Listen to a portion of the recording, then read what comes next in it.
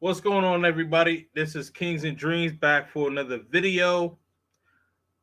We talk about dating, relationships, men centric, woman centric content on this channel. One of the things that we want to focus on tonight is when you are traveling, especially for the fellas, understanding the language. One of the main areas that we focus on is Latin America. For those of you guys who don't know, I have an apartment in Medellin, Colombia. So we are going to focus on Spanish, and I'm probably going to bring on a brother or two that may speak Portuguese. But the two brothers that I'm going to bring on, I got two brothers from the United States that speak fluent Spanish. And without further ado, let's get it going. What's going on, my brother? Hey, greetings. Let me switch over. I'm watching the YouTube live. Hey, greetings, Chief. How's it going tonight? Buenas noches a ustedes. We in the building. It's been a long time coming. Shout out to my man, the man, the myth, the legend, Kevin Samuels. That was our original time frame. What was that? Cinco de Mayo? Yeah, Cinco de Yeah, Mayo. that was May 5th. That was so actually, for those of you guys who don't know, Cinco de Mayo was originally when Profe Don Omar and I we were actually supposed to do our live talking about language barriers when you are in Latin America. The untimely passing of our brother Kevin Samuels, I had to hit him up abruptly and say, "Hey, we gotta cancel this show. I gotta give smoke because a lot of the sisters they were coming after our brother, Oh yeah. and yeah, so I had to kind of go more on the Crimson Capsule, if you will. I don't want to say the thing because apparently I'm getting dinged for that, so I say Crimson Capsule. Yes, sir. I like it. I like it. I like it. Good Right. deal. Absolutely, Good absolutely. deal. And but again, when we're traveling overseas and when we are courting women, Crimson Capsule is a little bit a part of what we're doing because it also has to deal with our confidence. So, with all that being said, now I got you on the stream, right?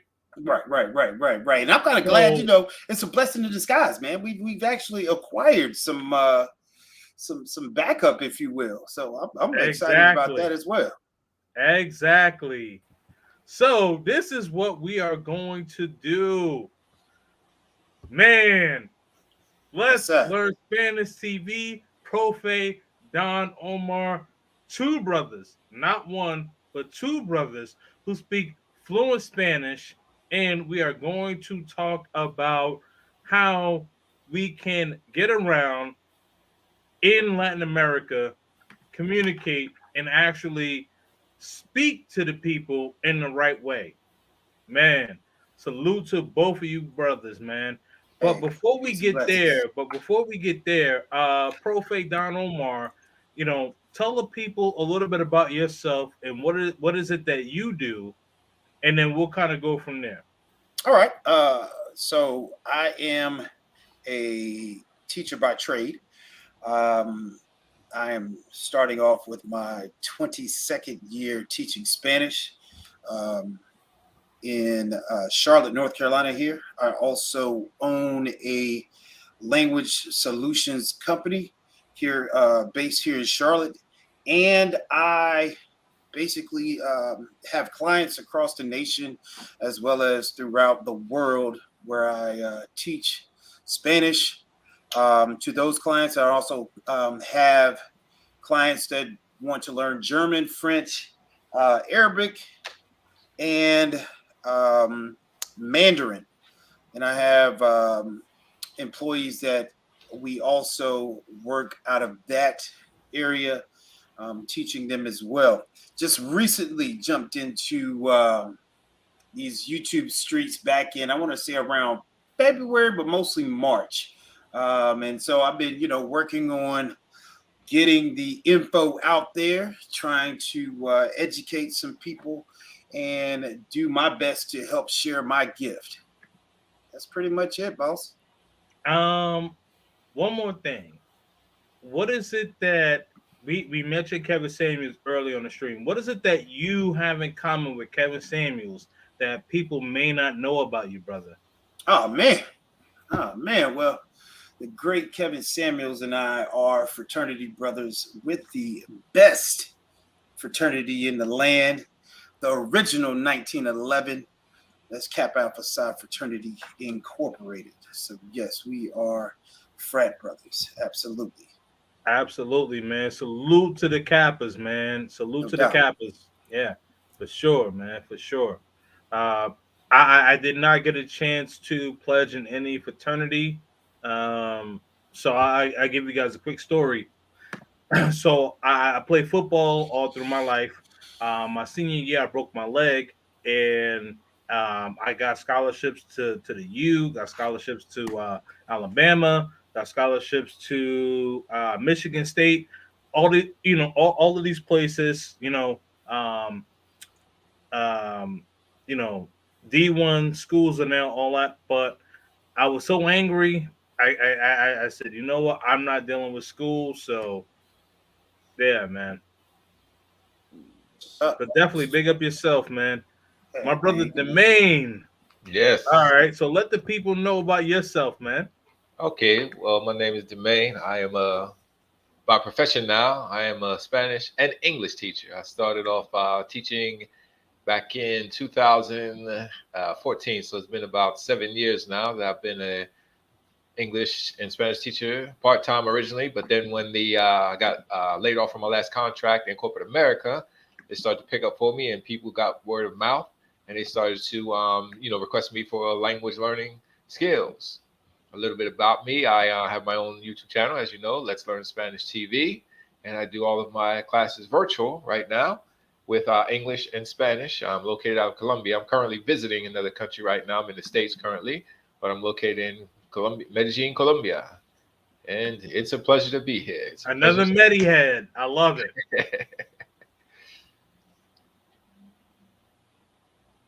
Absolutely, man. Absolutely.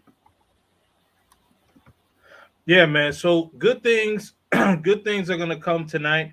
One of the most important things I wanted to bring both of these brothers together is because I know that a lot of a lot of people, men and women alike, we travel abroad and we don't understand the language, and I've been guilty of this as well.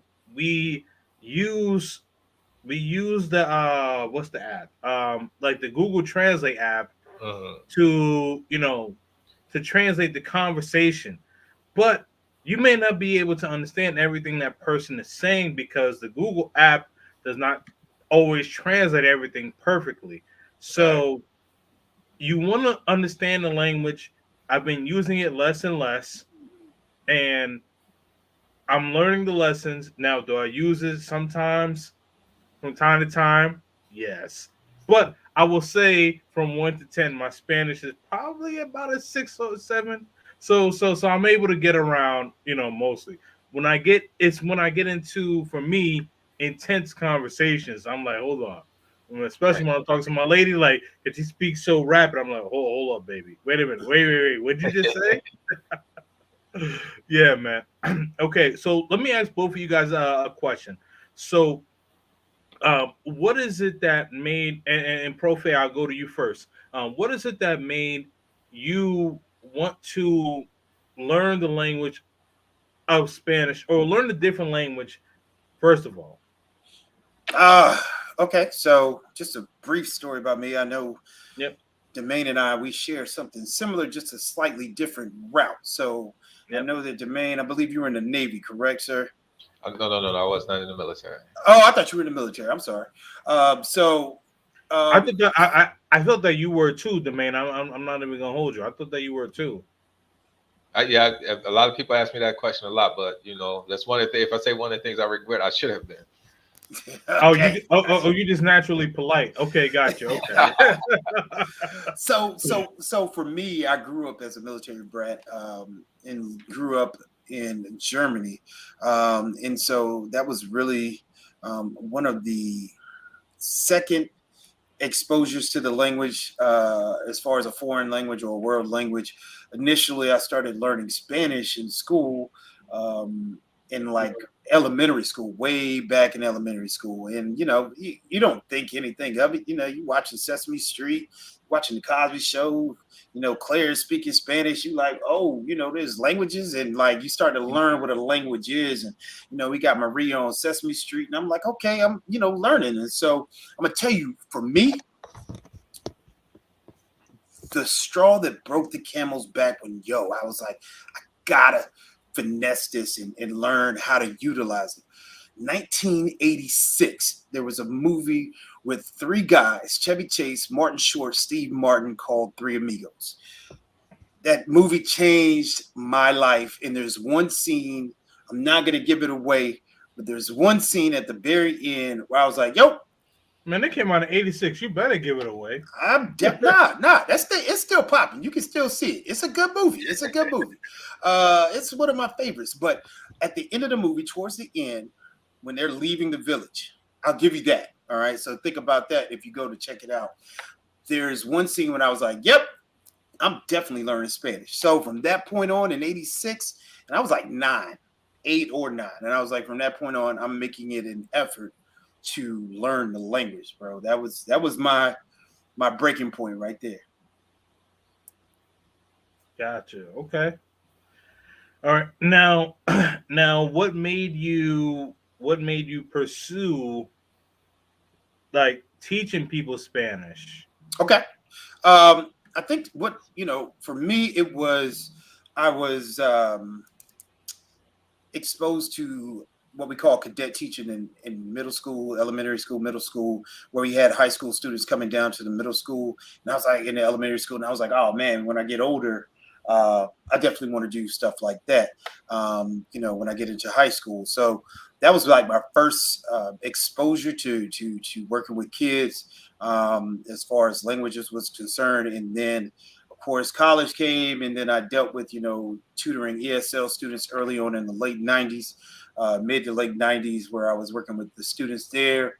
And it just kind of stuck. And I was like, man, education is something where you get to see the light bulb go off for a lot of the students, and they can actually learn how to apply these things to their daily life. And so once I left college, I was like, yeah, I think I'm gonna try this teaching thing out. Of course, I coach football as well going into it. And so I did that for the first 19 years, and then COVID hit, and I was like, yeah, nah, I think I'm gonna let this coaching thing go and explore some different avenues, such as YouTube and things of that nature. So we've been working on that.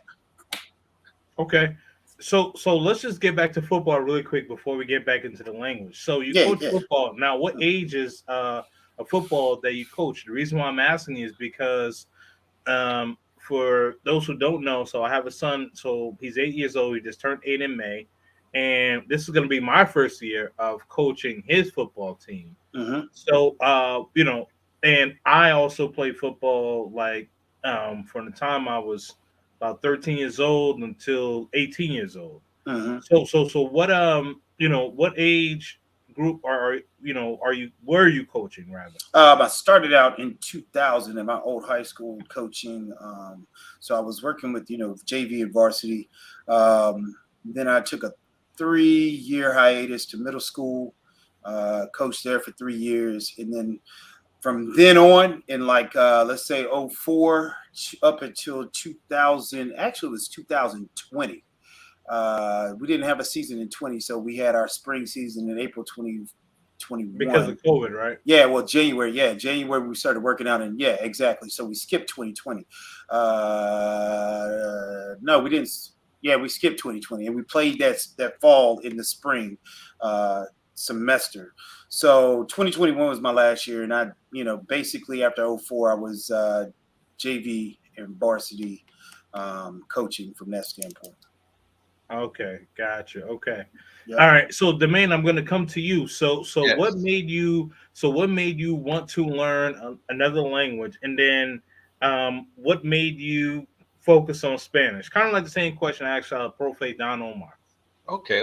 So growing up, like as far as my daycare and everything, I've been around the Spanish speaking community a lot, and I knew a few phrases and words. But I'm gonna have to be honest with you. 2007, it was all and then popping. I went to the Dominican Republic, and man, I enjoyed myself. I went with a couple of brothers and sisters of mine.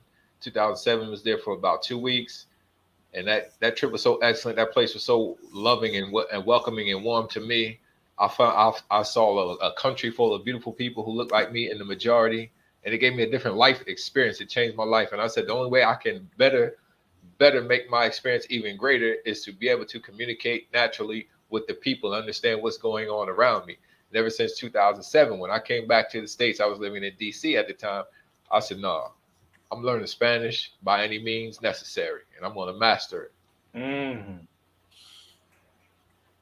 Yeah, I mean, you know, man, kudos to you because you had the like what I haven't mentioned is that so when I was in high school, I actually mastered Spanish Mm, because I was at the time throughout high school I was dating, Puerto Rican, Dominican, Cuban girls or whatever. So like, you know, but after that, like, and then my first love, my first real love, when out of high school, she was Jamaican. So I'm Jamaican too. So I was like, I don't need Spanish anymore, right? And then but so like I completely forgot about it. And then now that I'm going to Latin America and now that I have a place in Medellin, like I need Spanish now. And I right, want right. in order to communicate. So it's interesting that you kind of like took it upon yourself to say, okay, you know what? I'm going to learn, not only learn, but master this language. So Hmm. now, what convinced you, the main learner Spanish TV, to teach people to learn Spanish?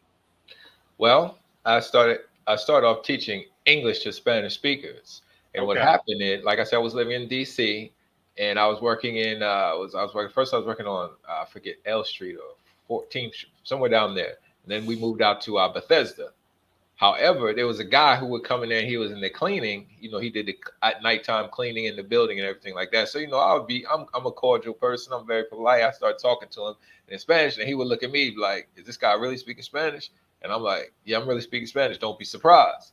So Right. he was like, man, you speak Spanish really good. Then he would try to say a few things in English to me. I said, man, just learn the English, man. He was like, no, I can't learn it. It's hard for me. I'm an adult. If I was a kid, I wish. And he kept giving me all types of excuses. I said, how much time what's your work schedule like? So he told me, I said, listen, bro, we're going to meet twice a week, 2 hours, 1 hour a day, twice a week. And I'm going to teach you English. Mm. But he was like, he didn't believe me. But I started teaching him English. And then after that, he started to learn he improved his English, and I started going to Spanish speaking meetups. I really started to know about meetup.com, started going to Spanish speakers meetups, and people were always asking me if I'm from the United States or how did you learn to speak Spanish so well. I said, listen, I put my mind to it, and I developed a technique and a method to learn certain things in subjects until I just said there was no more to learn, and I just kept going at it. And it was like, you did this as an adult, because everybody was surprised. And I said, yes, as an adult. So then people would ask me to, work with them in Spanish. So then I said, you know what, let me see, I'm gonna do this. I started off as a free class, and some people would come, some people would be like, oh, this must be a timeshare. This can't be real. You're offering a free class and blah, blah, blah. And I said, well, you come or not, I'm going to teach it. So then I started to teach it. People started to see how real it was. Then the interest grew and grew and grew. So then I started to turn into, okay, now I got a free class, but now you're going to have to pay if you're really interested in it. And then it was on from there. So like from 2014 on forward.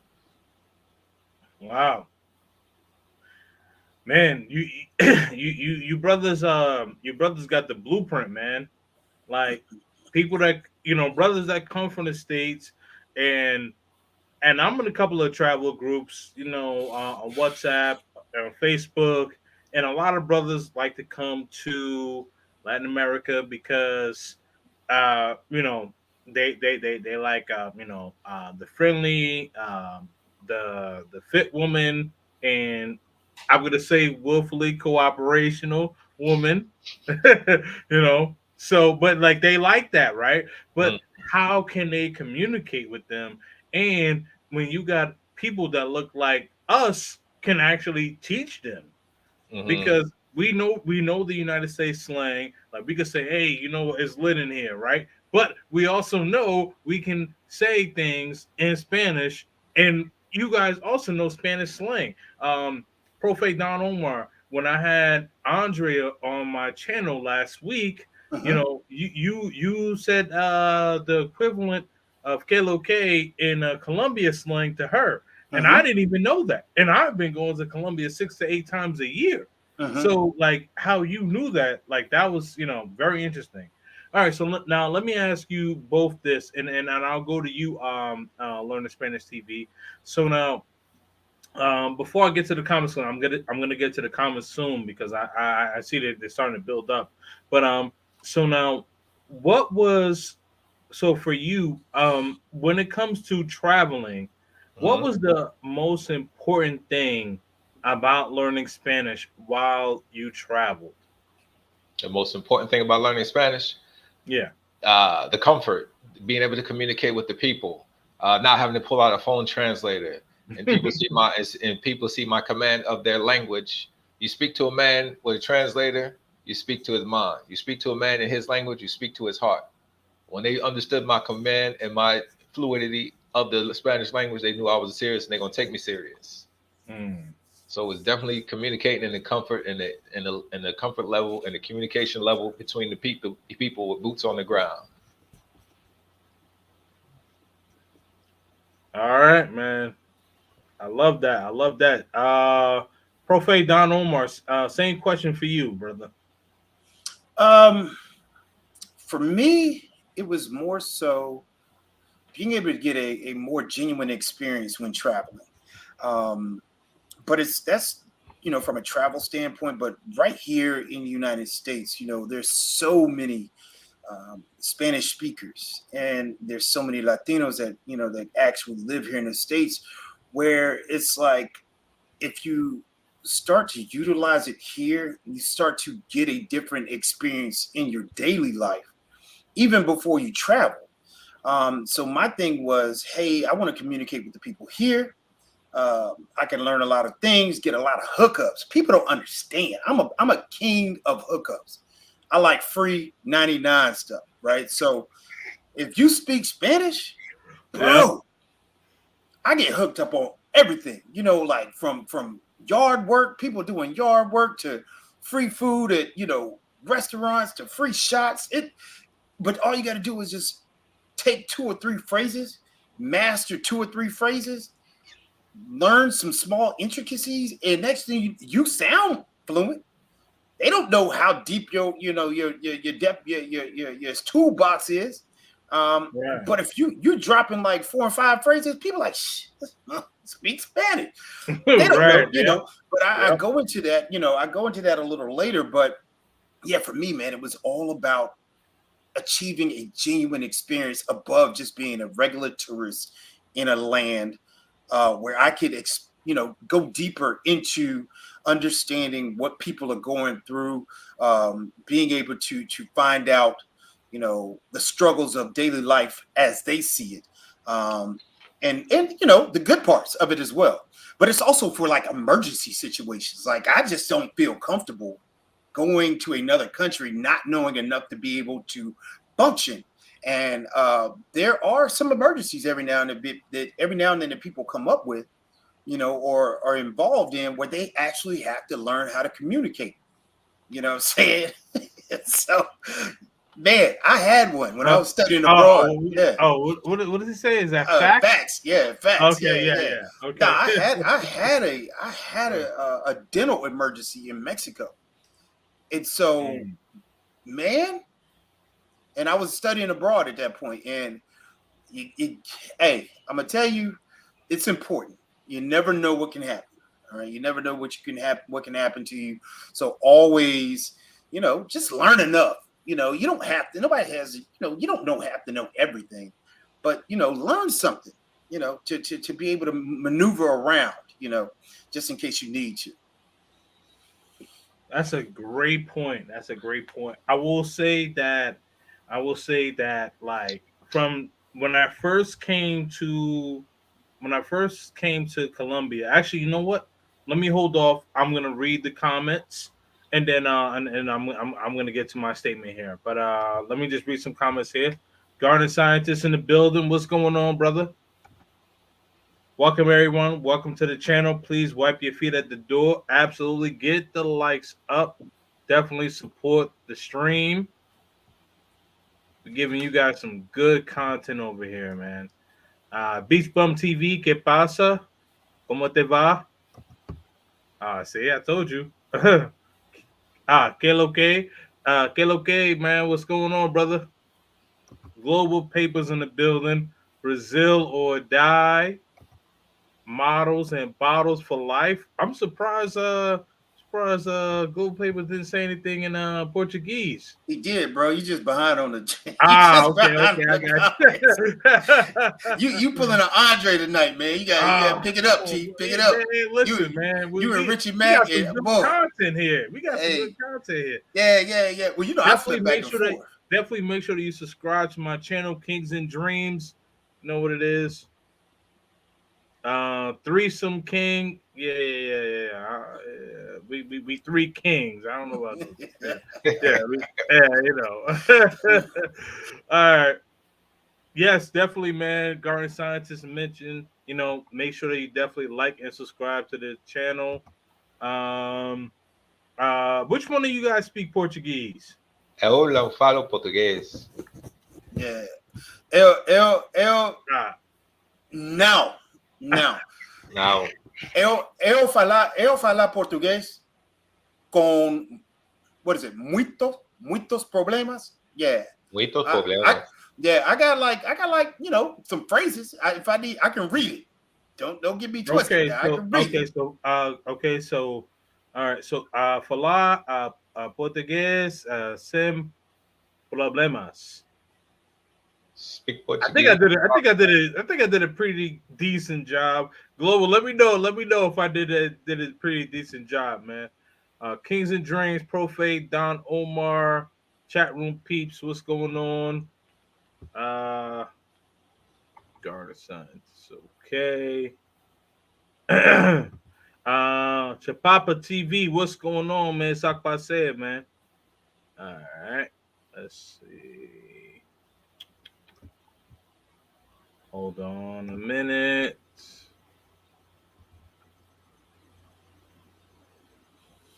So yeah, with that Portuguese thing, while you're going through the man, hey, yeah, no worries. It's rough, man. When you got a handle on a language and you've got mastery in one language, the first thing that you can pick up is the reading.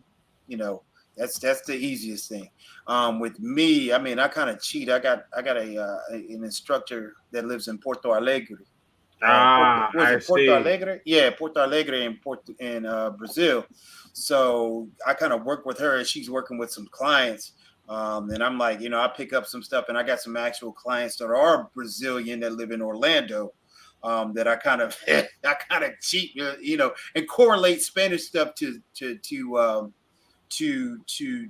Spanish to Portuguese so that they can kind of pick up things faster instead of having to funnel through, Spanish to English to Portuguese. Just kind of cut down that middle door. It kind of helps them a lot. So. Gotcha. Okay. Shout out to my brother Charles Jones, Kings and Dreams, and Let's Talk Spanish was really good. Hit the like button on your way in. Oh man, all three of my moderators are in here. Okay, yeah, this is gonna be a good one.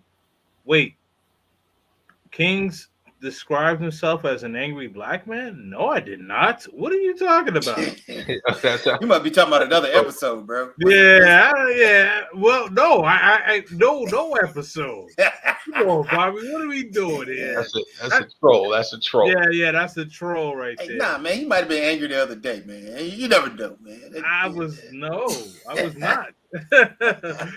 Hit Kings Cash App, Kings and Dreams. Yeah, man. Definitely make sure that you show love on the Cash App for sure.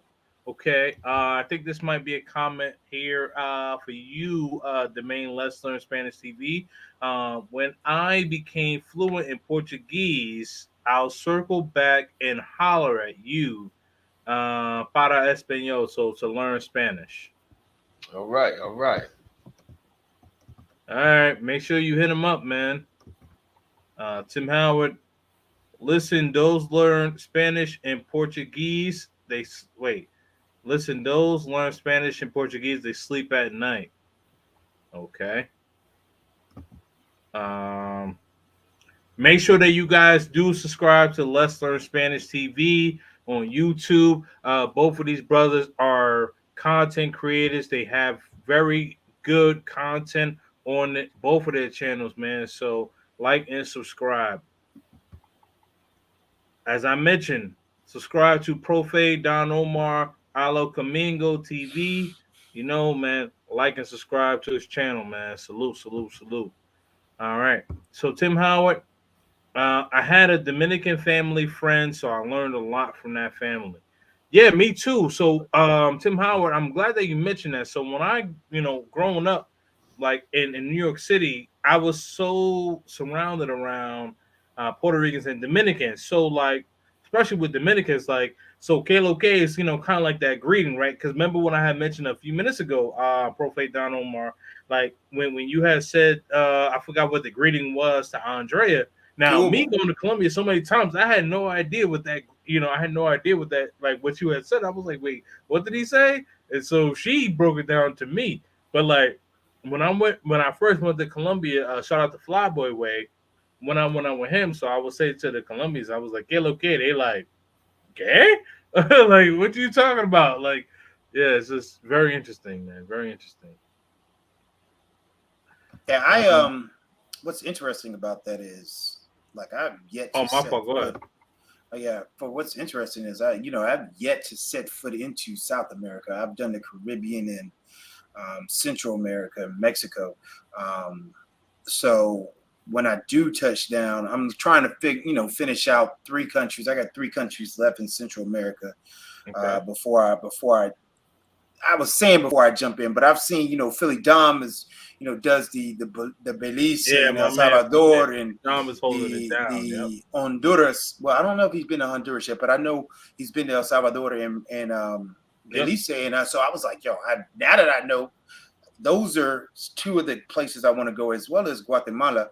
I got to finish those out, and I got Honduras. Probably going to save Honduras, but I'm going to skip all of those just to go on down to Cali, just simply because, Andre told us not to come. So I'm just doing it for the ish and giggles, if you will. So hold that thought.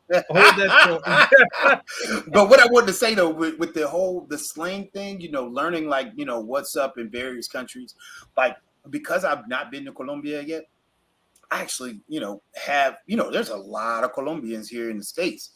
And so they teach you, hey, man, this is what we use, and so you kind of pick up the jargon of the dialect for every country or region as you come across people, but you learn that as you continue to utilize the language. Okay. So, everybody's got one, man, which is crazy.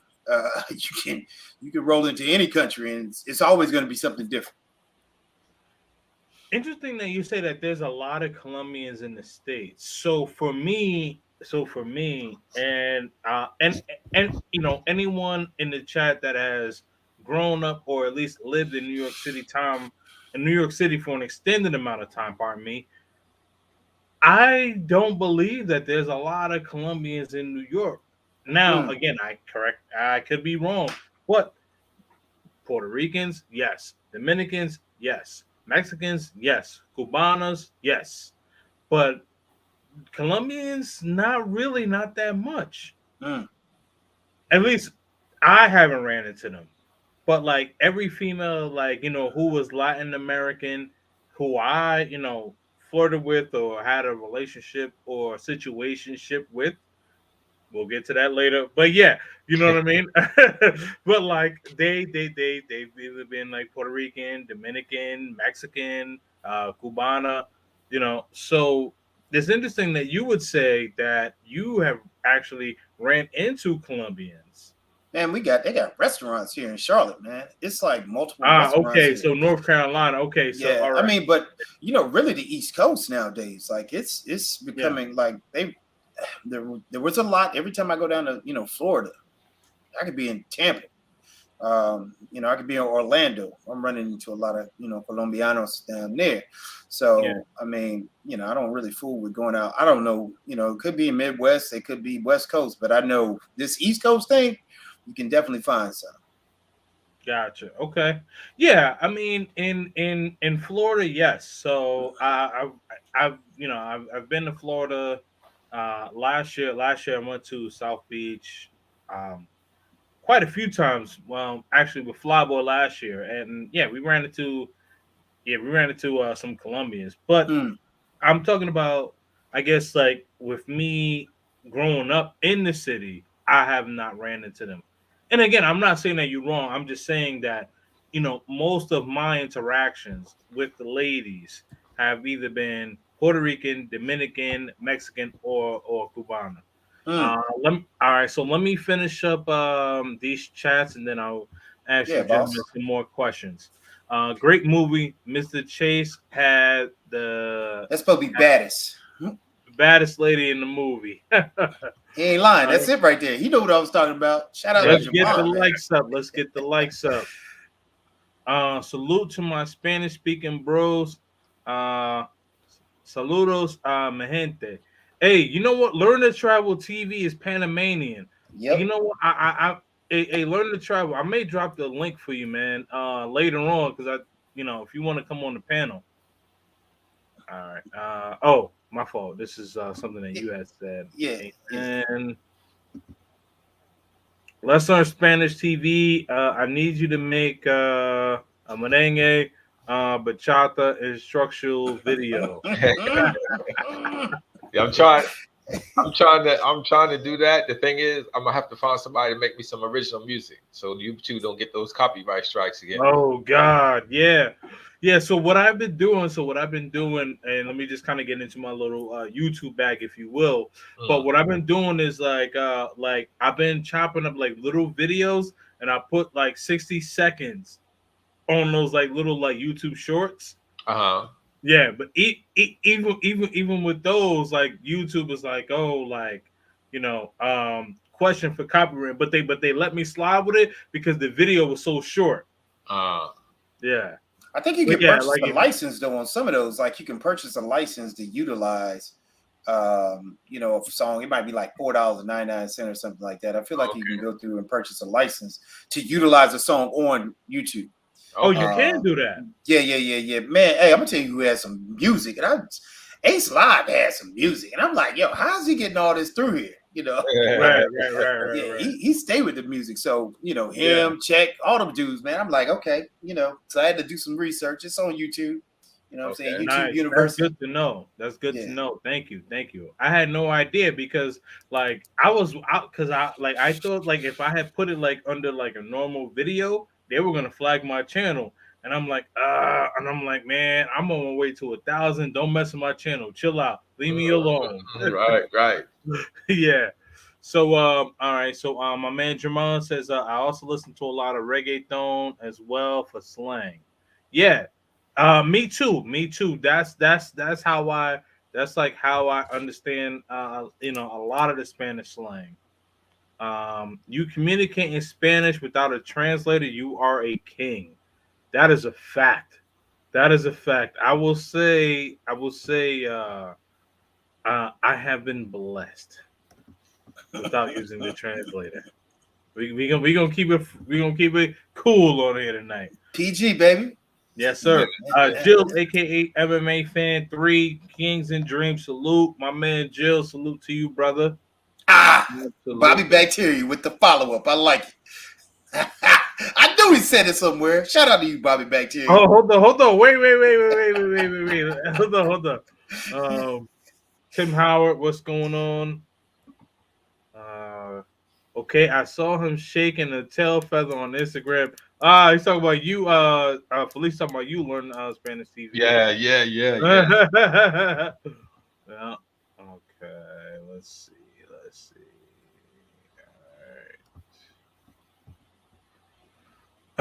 All right. The only caveat is that the native speakers will let everyone know that you can communicate. My Brazilian friends and coworkers will look at me and say, "Ela fala português." Me Argentina friends.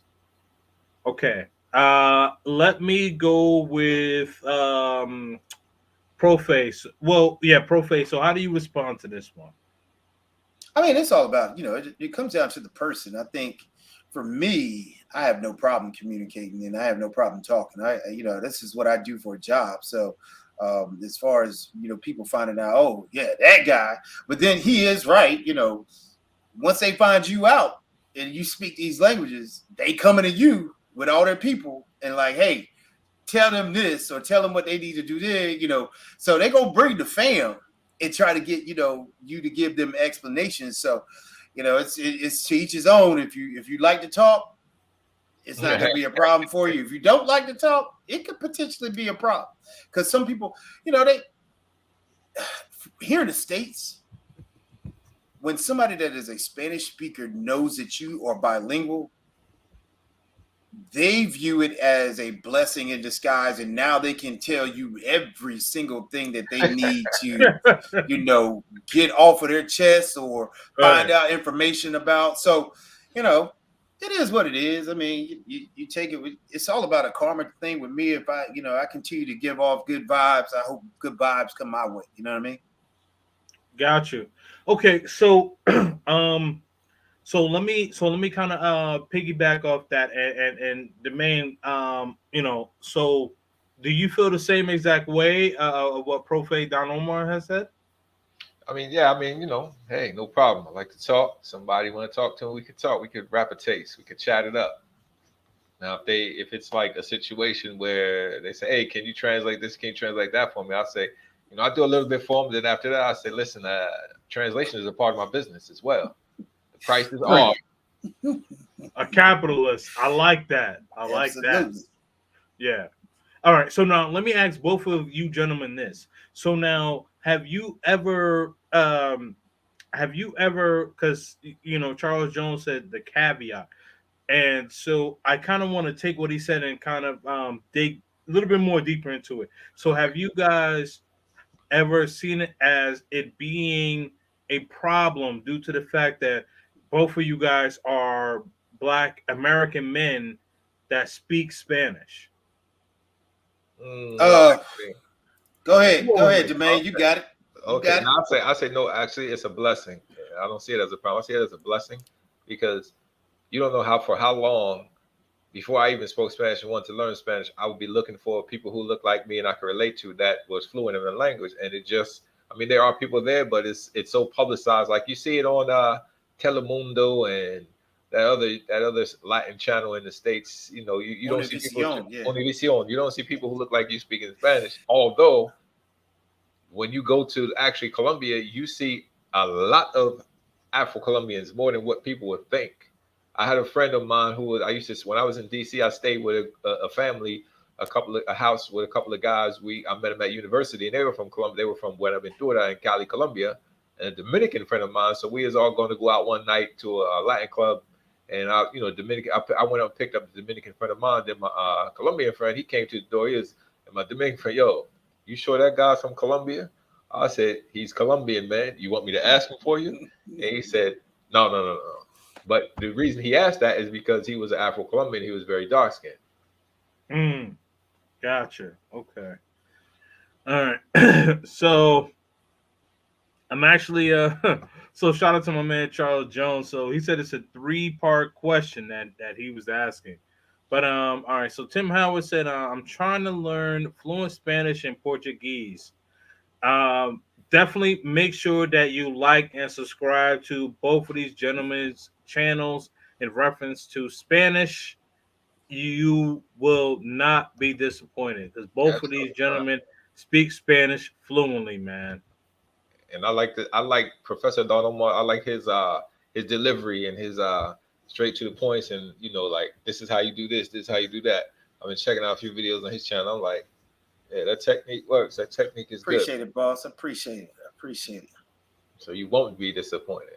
Yeah, no, and I try to lay it down as simple as I possibly can, bro. And I know it's a huge commitment for people our age or younger, of course, but anybody that's out of grade school, public school, out of college, you just don't really have that time to dedicate like you want to some certain things in life.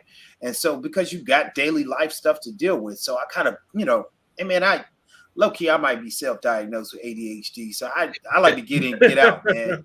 Like I'm not one to sit around. I start talking about random on the class, so I have to catch myself sometimes. My brother be like, "Hey man, wrap it up, B." So like if you look at any of my lessons, I always got my homeboy at the end like wrap it up. You know what I mean? So it's definitely something I have to deal with. Gotcha. All good. Definitely make sure that you like and subscribe to my channel. All right, so I believe this is probably the second part of what Charles Jones wanted to say. So one of them at least made me order in Spanish one day.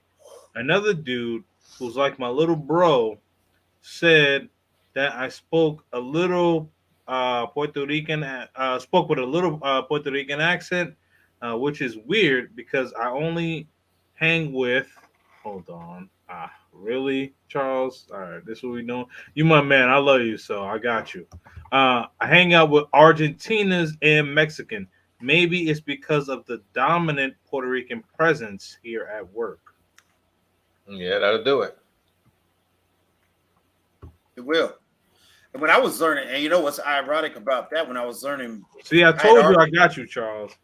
Yeah, when I was learning, I had already pretty much mastered Spanish when I was in college, and so I was like, hey man, due to my major, I was like, okay, I'm gonna start this advanced study of Portuguese for Spanish language speakers or something like it was something crazy. It wasn't like, it wasn't Portuguese one. So I got in there, I'm learning like, oh man, this is a breeze. Young. Bro, when I tell you, when I went to study abroad in like Costa Rica, Panama, Mexico, people are like, yo, are you Brazilian?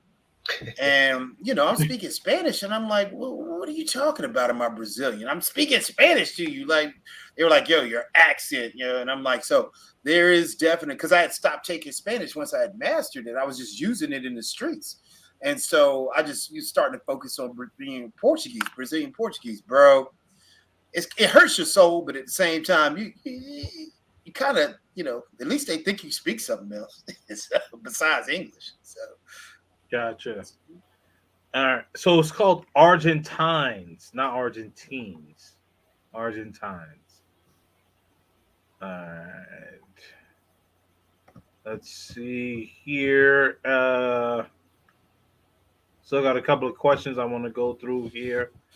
Chapapa TV, buenas noches, hermanos. What's going on, man? Chapapa TV, my brother. Let's Learn Spanish TV, giving you the pound. I love the energy. Absolutely. Yeah, I read that one already. This pound, cool. Sherman, what's going on? Representing Jamaica too. You know, man. In front of y'all, man. The big man, I say, man. And no one can cross. You see me? Representing Kings, you let out a secret, learning and using Jaguar's slang. Different Latin American countries put you in with a lot of locals. Yeah, so that's a good question for both of you guys. So now, uh, due to the fact that like you guys fluently learn Spanish and how Dominicans have their own slang, Colombians have their own slang, Mm. Ecuador has their own slang. All the places that you guys have traveled to, or at least are privy to, they have their own slang. So how has that been beneficial to you guys? And I'm gonna start with Profe on this one. How's it been beneficial knowing different slang across the various countries? Is that what you're saying? Yes, Spanish, Spanish speaking countries. Like, how has it been beneficial learning their slang? I mean, I'm not gonna lie to you. I got You're about already swearing your head. You like it's I lit. got about 30% slang when it comes to Spanish, and Yeah. because it's it depends on where you are. Now, I'm majority of the times I'm in the Caribbean, so I'm gonna have that particular slang. I live in an area where there's a lot of Mexicans, so I'm gonna know what they're talking about out here. So Mhm. it's kind of like you just grab stuff and you kind of just throw it into your box. Um, do I use a lot of slang to speak?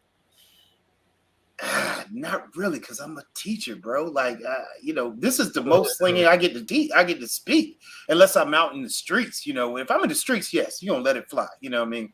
But when I'm, with clients or with students at school, yeah, I try to stay away from it. Other than the simple stuff like que onda way. I might give them some simple stuff like that, but I can't go like super deep in because they start to look at you like, all right, he's cool, but then they want to take advantage of that. You know what I mean? So Mm. I wanna stay as somewhat a professional, but if I'm in the streets, yeah, you best believe I'll use the slang though. So yes, it is an advantage to know different slang. Um, how often do I utilize it? Yeah, depends on where I'm at. I definitely like to use it when Gotcha. I do.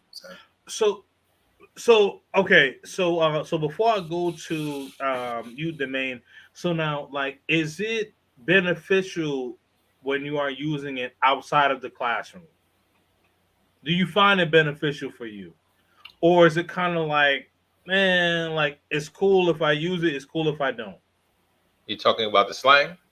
Yeah. But I was asking Profe, and then I'll go to you. oh, so you're asking me. Yes, So I thought sir. you I Yes. thought you were asking him. No. I said before I go to him, Okay. I wanted to finish off with you. Yeah. Um, I mean, I use it. I don't have a problem at all. But I feel like for the way I want to come off or present myself to people, I want them to think, okay, this guy's educated. He's not off the street. So that's the Gotcha. way I carry myself in a professional standpoint at all times. Now, I'm out at the bar, I'm drinking, or I'm at the club. Yeah, that's a little bit lax. It's a more lax scenario, Right. more lax atmosphere. But Kind of like know your um, audience. yeah, exactly. There you go. Boom. There it Yep. is. There you already got it. You Yep. already got Oh yeah. No, I know. I came from a corporate background, so I know. it. Right. Oh yeah, man. Yeah, and learn the Spanish TV. So let me ask you the same thing. So has it been like beneficial for you to use a slang or like a couple of slang words of the location of where you're at? So I know that most recently you were in, I believe, Ecuador, right? Ecuador, yeah, yeah, Yeah, Guayaquil. Ecuador, right? So like you know, was it beneficial for you to use some of this slang over there, or were you just kind of like straight lace and didn't really use any of that? Well, it's beneficial to use the slang depending on the place that you're going to be the most. I'm mostly in Mm-hmm. Colombia, so I picked up a lot of Colombian slang. And so Nah, when I was in Ecuador, they were like, "Hey, where you from?" Because I would ask for certain things and say things certain ways that they weren't used to. Like, let me give you an example. I would say, "Pitillo, me regalas una pitillo, un pitillo, por favor," and they would say, "Sorbete," with two different ways to say straws. So right, I was like, yeah, sorbete, sorbete. So yeah, it is beneficial if you like Professor said, if you're in a bar, a relaxed scene, a social environment, it's really good to know the slang and know how to communicate with people and hear the stories that they're telling and the jokes. But then, if you're in a place dealing with elders or professional setting, you want to know how to code switch, code switching in language. Man, Yes. man, we Mm. code switching in Spanish, baby. They don't even know about this. This a whole nother level now. You Yeah. code switching in Spanish. Yeah, Yeah. yeah, yeah, absolutely. So, but yes, definitely, it's Gotcha. definitely beneficial to learn slang and have that in your vocabulary and your arsenal. Are you going to use it all the time? No, but you're always good to have that bag there ready for your disposal. Right. Absolutely, man. Absolutely. Great point. Both of you guys. Chapapa TV, like the video, y'all. Absolutely, man. So he says, I'm working on my Portuguese. That ish is hard. Yeah, man. Yeah. I've been, man, listen, I've been working on it. I'm not even gonna hold you. I'm like, man, listen, I had to put the book down. I'm like, this thing is And for those people that are learning Portuguese, because I feel like I'd like to know. For me, Portuguese is more of, for me, it would be a vocabulary situation where I would just have to get things into my vocabulary toolbox to be able to use it. Um, I want to know, like, for some people that are out here, like Chapapa, if he's out here, he's saying it's hard. Is it because he's struggling with the battle between Spanish and Portuguese? Because that was my biggest struggle when I started learning Portuguese. I was always like, bro, I know. All right, I'm gonna see if I can let this Spanish word fly, and if they're gonna know what I'm talking about. And no, chances are you got like a 80% chance of the word actually being the same word. It might right. be. Actually, I'm gonna drop that down. I'm not even gonna lie. It might be 70%. You got like a 70% chance, and then No, otherwise, yeah, that's I can't speak for Chapapa, but that has been me because like I'm like, you know what? Like I'll say something in Spanish and figure out hopefully they'll get it in Portuguese. I hear you. Yeah, it's a struggle. It's a struggle. And like also like and shout out to anyone that does speak Portuguese and like I know Global Paper does, but I don't like how they make the things high pitched sometimes. Like it's like really like why does it have to be so high pitched? I don't like it. Shout out to my man Los. What's going on, man? Learn Crypto TV. Speaking of Learn Crypto TV, we will be having a live the week after next. We are going to be talking about our financials. Financials gotta secure your money, ladies and gentlemen. What's happening, Kings and Dreams, Profade, Don Omar, Let's Learn Spanish TV. What's going on, man? Thank you for joining us live. This is a great live that we got. Omar Suarez, salute to you, King, man. Definitely, man. I appreciate the love. Like, share, and subscribe for sure. Definitely make sure. My man Sean, he actually sent this message to me on WhatsApp. So my man Sean is from Queens, so I'm from Brooklyn.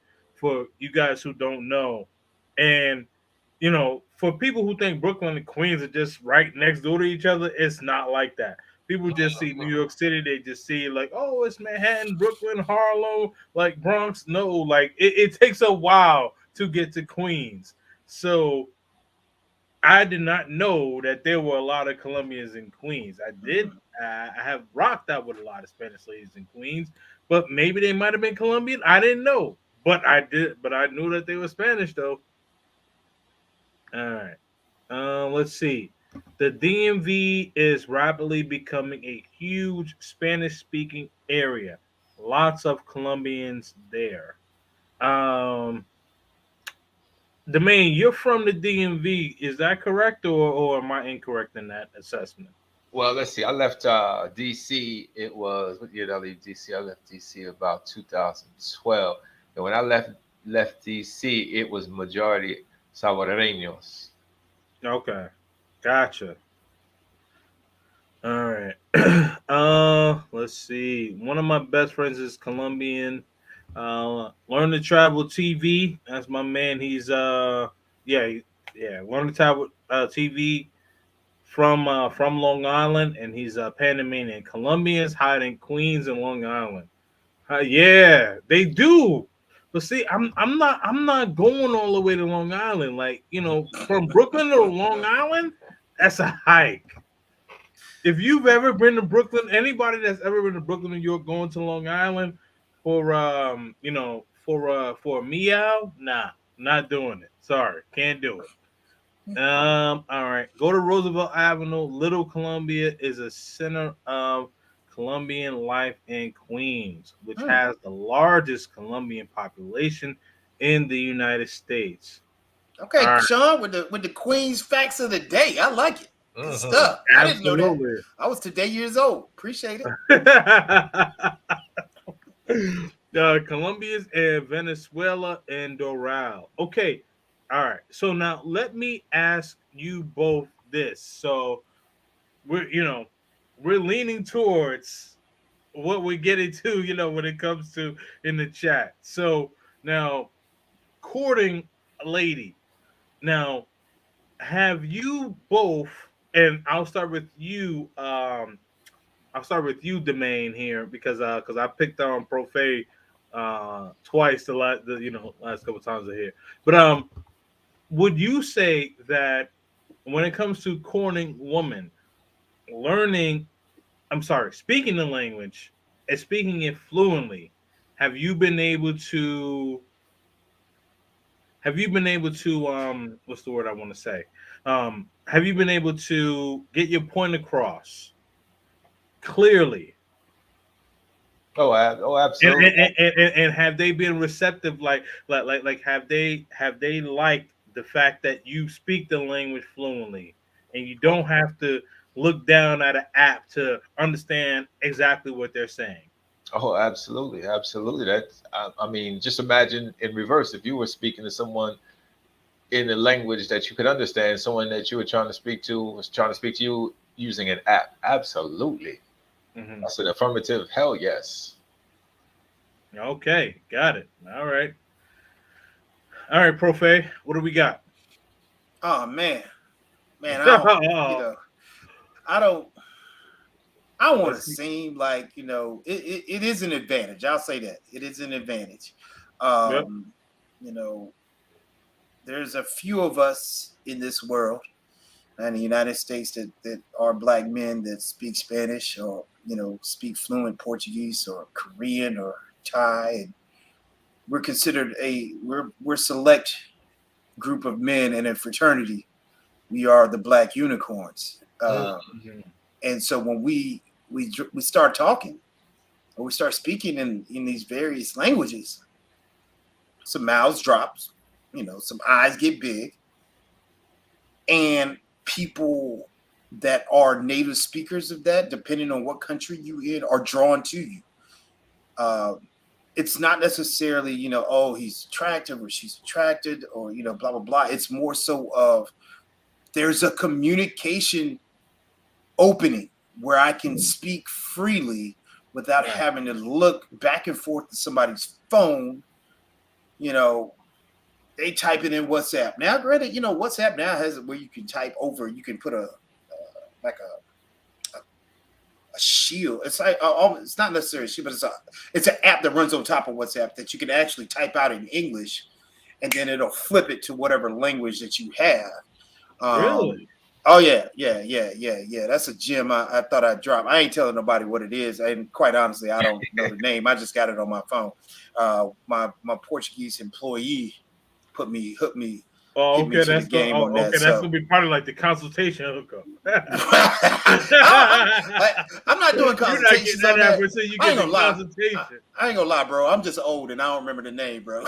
that's really. I was trying to help you out. Nah, You're not fam. that old. You're I'm not gonna that keep it old. 100. I'm gonna keep it 100. I'm just old. I don't He remember the not name that of the old. app. You're not that Yeah. old. So, Chat. That's Cap. He trolling right now. Yeah. If you seen him trolling me in the chats, he trolling right now live. No, that's man. Cap. No, Nah, man. but seriously, I think it's definitely a plus, bro, when you can hold a conversation with somebody, not having to access, you know, apps on your phone and you're struggling to get the words out, or you like some of my homeboys when we ride out to these various countries, they tapping me on my shoulder every 2 to 3 minutes. Hey man, say this. Hey man, say this. And they got about 10 times after that. On the out of 11, you gonna start cash apping a brother, bro. Like, that's really what it is. I'm not down here, but then, Demaine, this is what I do because I have an LLC. I do write off trips because I consider it to be an opportunity for interpreting or for translating, and so that's part of my company, and so I just write it off as a tax write-off. Yeah. Wait. Say that again because I want people to actually understand what you just said because that was a bar. Oh yeah. So we had this is a gift, and even though this gift can make me money or save me money, and so basically I said, if I'm out here in these streets working, because that's what I'm doing, I'm working. Literally, I'm back and forth interpreting for somebody or translating something that's been written out in a text or whatever. I utilize that as the opportunity to say, okay, well, I was working on this particular business trip at this point, and it's now a tax write-off. The hotel, the Airbnbs, the flights, not so much food, but those particular aspects that bring me to that country. Those are the things that I can definitely write off in the end. So it's beneficial. Every time I go out of the country, out of the United States, 98% of the time I get to write it off because I'm answering emails. You know what I mean? So if I'm answering emails on my phone, or I'm teaching a class online in DR or in wherever I am, tax write-off. You know what I mean? So that's definitely right. Everything I spend. I'm a citizen of the U.S. I got an LLC, and everything I spend in Colombia, that's a tax write-off for my tax. Yes, he is correct on that. That's good. Yeah, I mean, that's great to know. And I am such a capitalist. Like, I believe that if you are doing something, and I believe in helping people out. Don't get me wrong. I believe in helping people out. But the thing about it is that if you are doing it so much, and if you are good at something, you know, one of the best movies that ever came out was that movie, The Dark Knight. Anybody ever seen The Dark Knight? If you a Batman fan, one of the things that the Joker said, shout out to Heath Ledger, may he rest in peace. He said, if you are good at something, never do it for free. And I've always held that since 2008 when that movie came out, right? And both of you guys are saying, like, if I'm good at speaking Spanish, I'm gonna help you out. I'm gonna capitalize on it. It should be a tax write-off. Why not? Cash at me, Venmo, PayPal, whatever it is, Zelle, all of that stuff. Like I need my coin. I completely agree with that. Shout out to Tim Howard. All of South Florida is basically international. Yeah, I would agree with that. I would agree with that. Love South Florida. Love South Florida, bro. Oh, whew, man, listen. Man, we have had some fun in South Beach.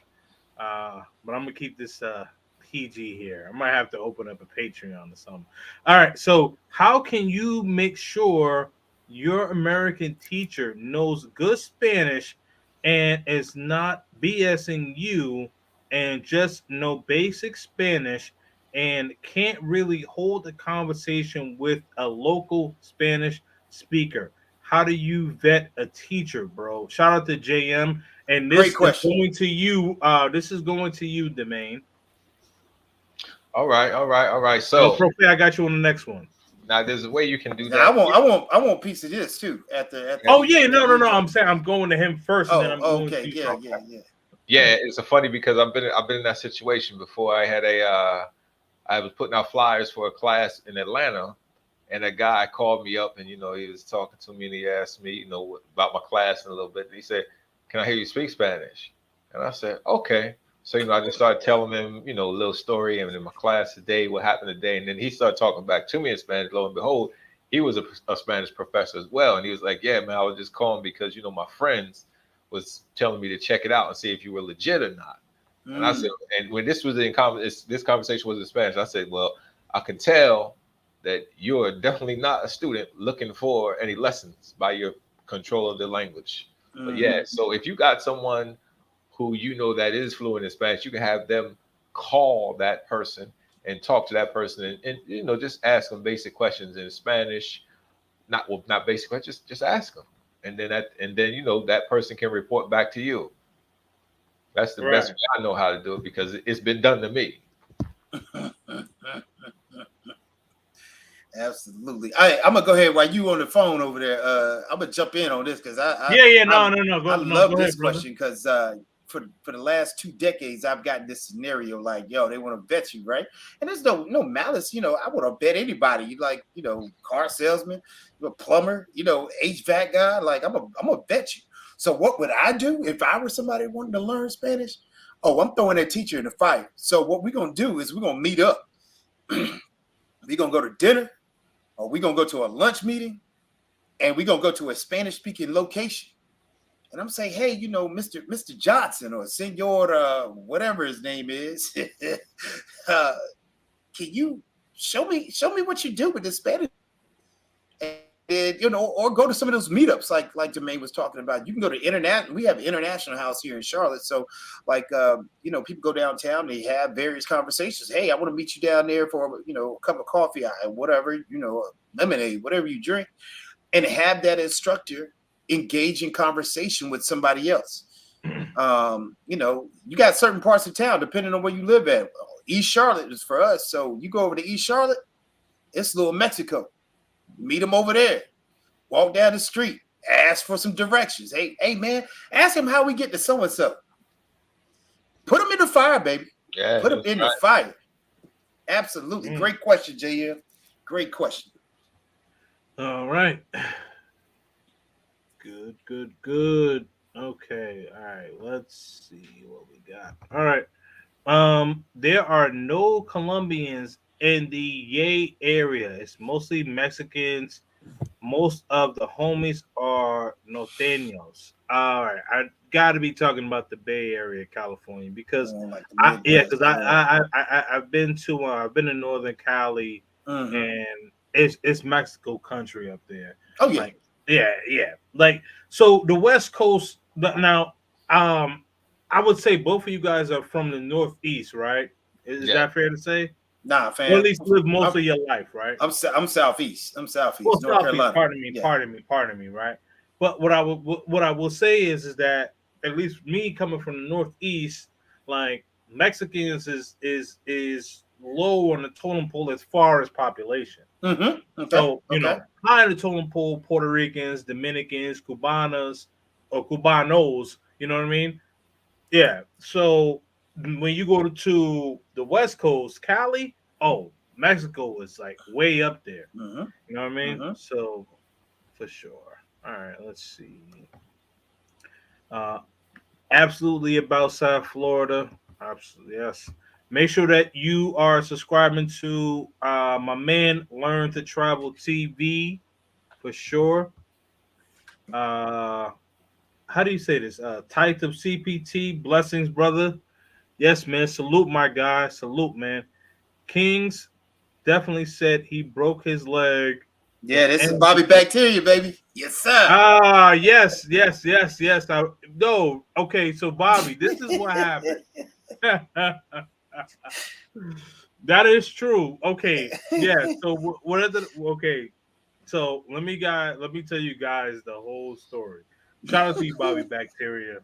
Man, this dude got a memory like an elephant.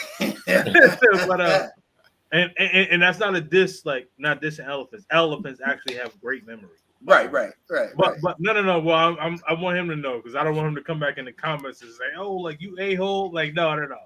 But on a serious note, what ended up happening is that my senior year, I did ended up breaking my leg. I lost my scholarships, and yes, I did ended up dropping out of high school.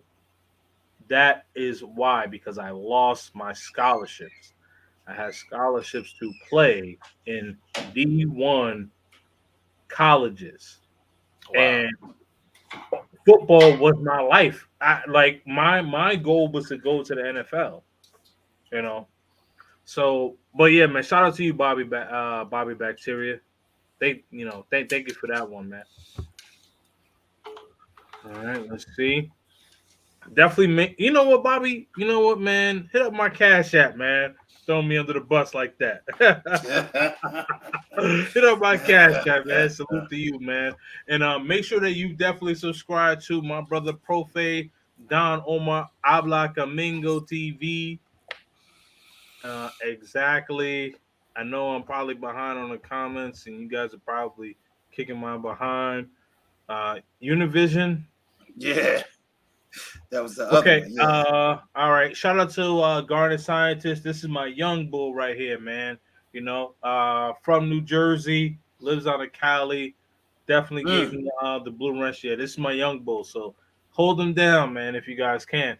I have been trying to learn. I've been trying to teach myself Spanish off and on for the past 2 years. I'm struggling I'm struggling. How can I connect with one of you brothers to take my studies to the next level? Serious inquiry. Well, before both of you respond, so let me say this. Now, as me being, I guess, they have like different levels. So they have like basic, intermediate, moderate. So I will call myself moderate going towards advanced, right?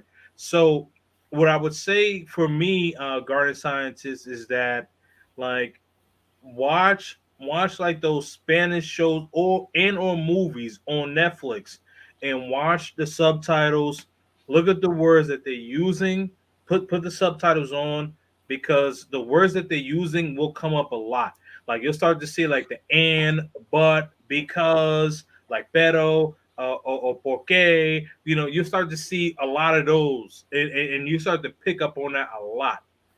Cuando, cuanto, like where, cuanto means how much, so you start to pick up on things like that. And then, you get it from there.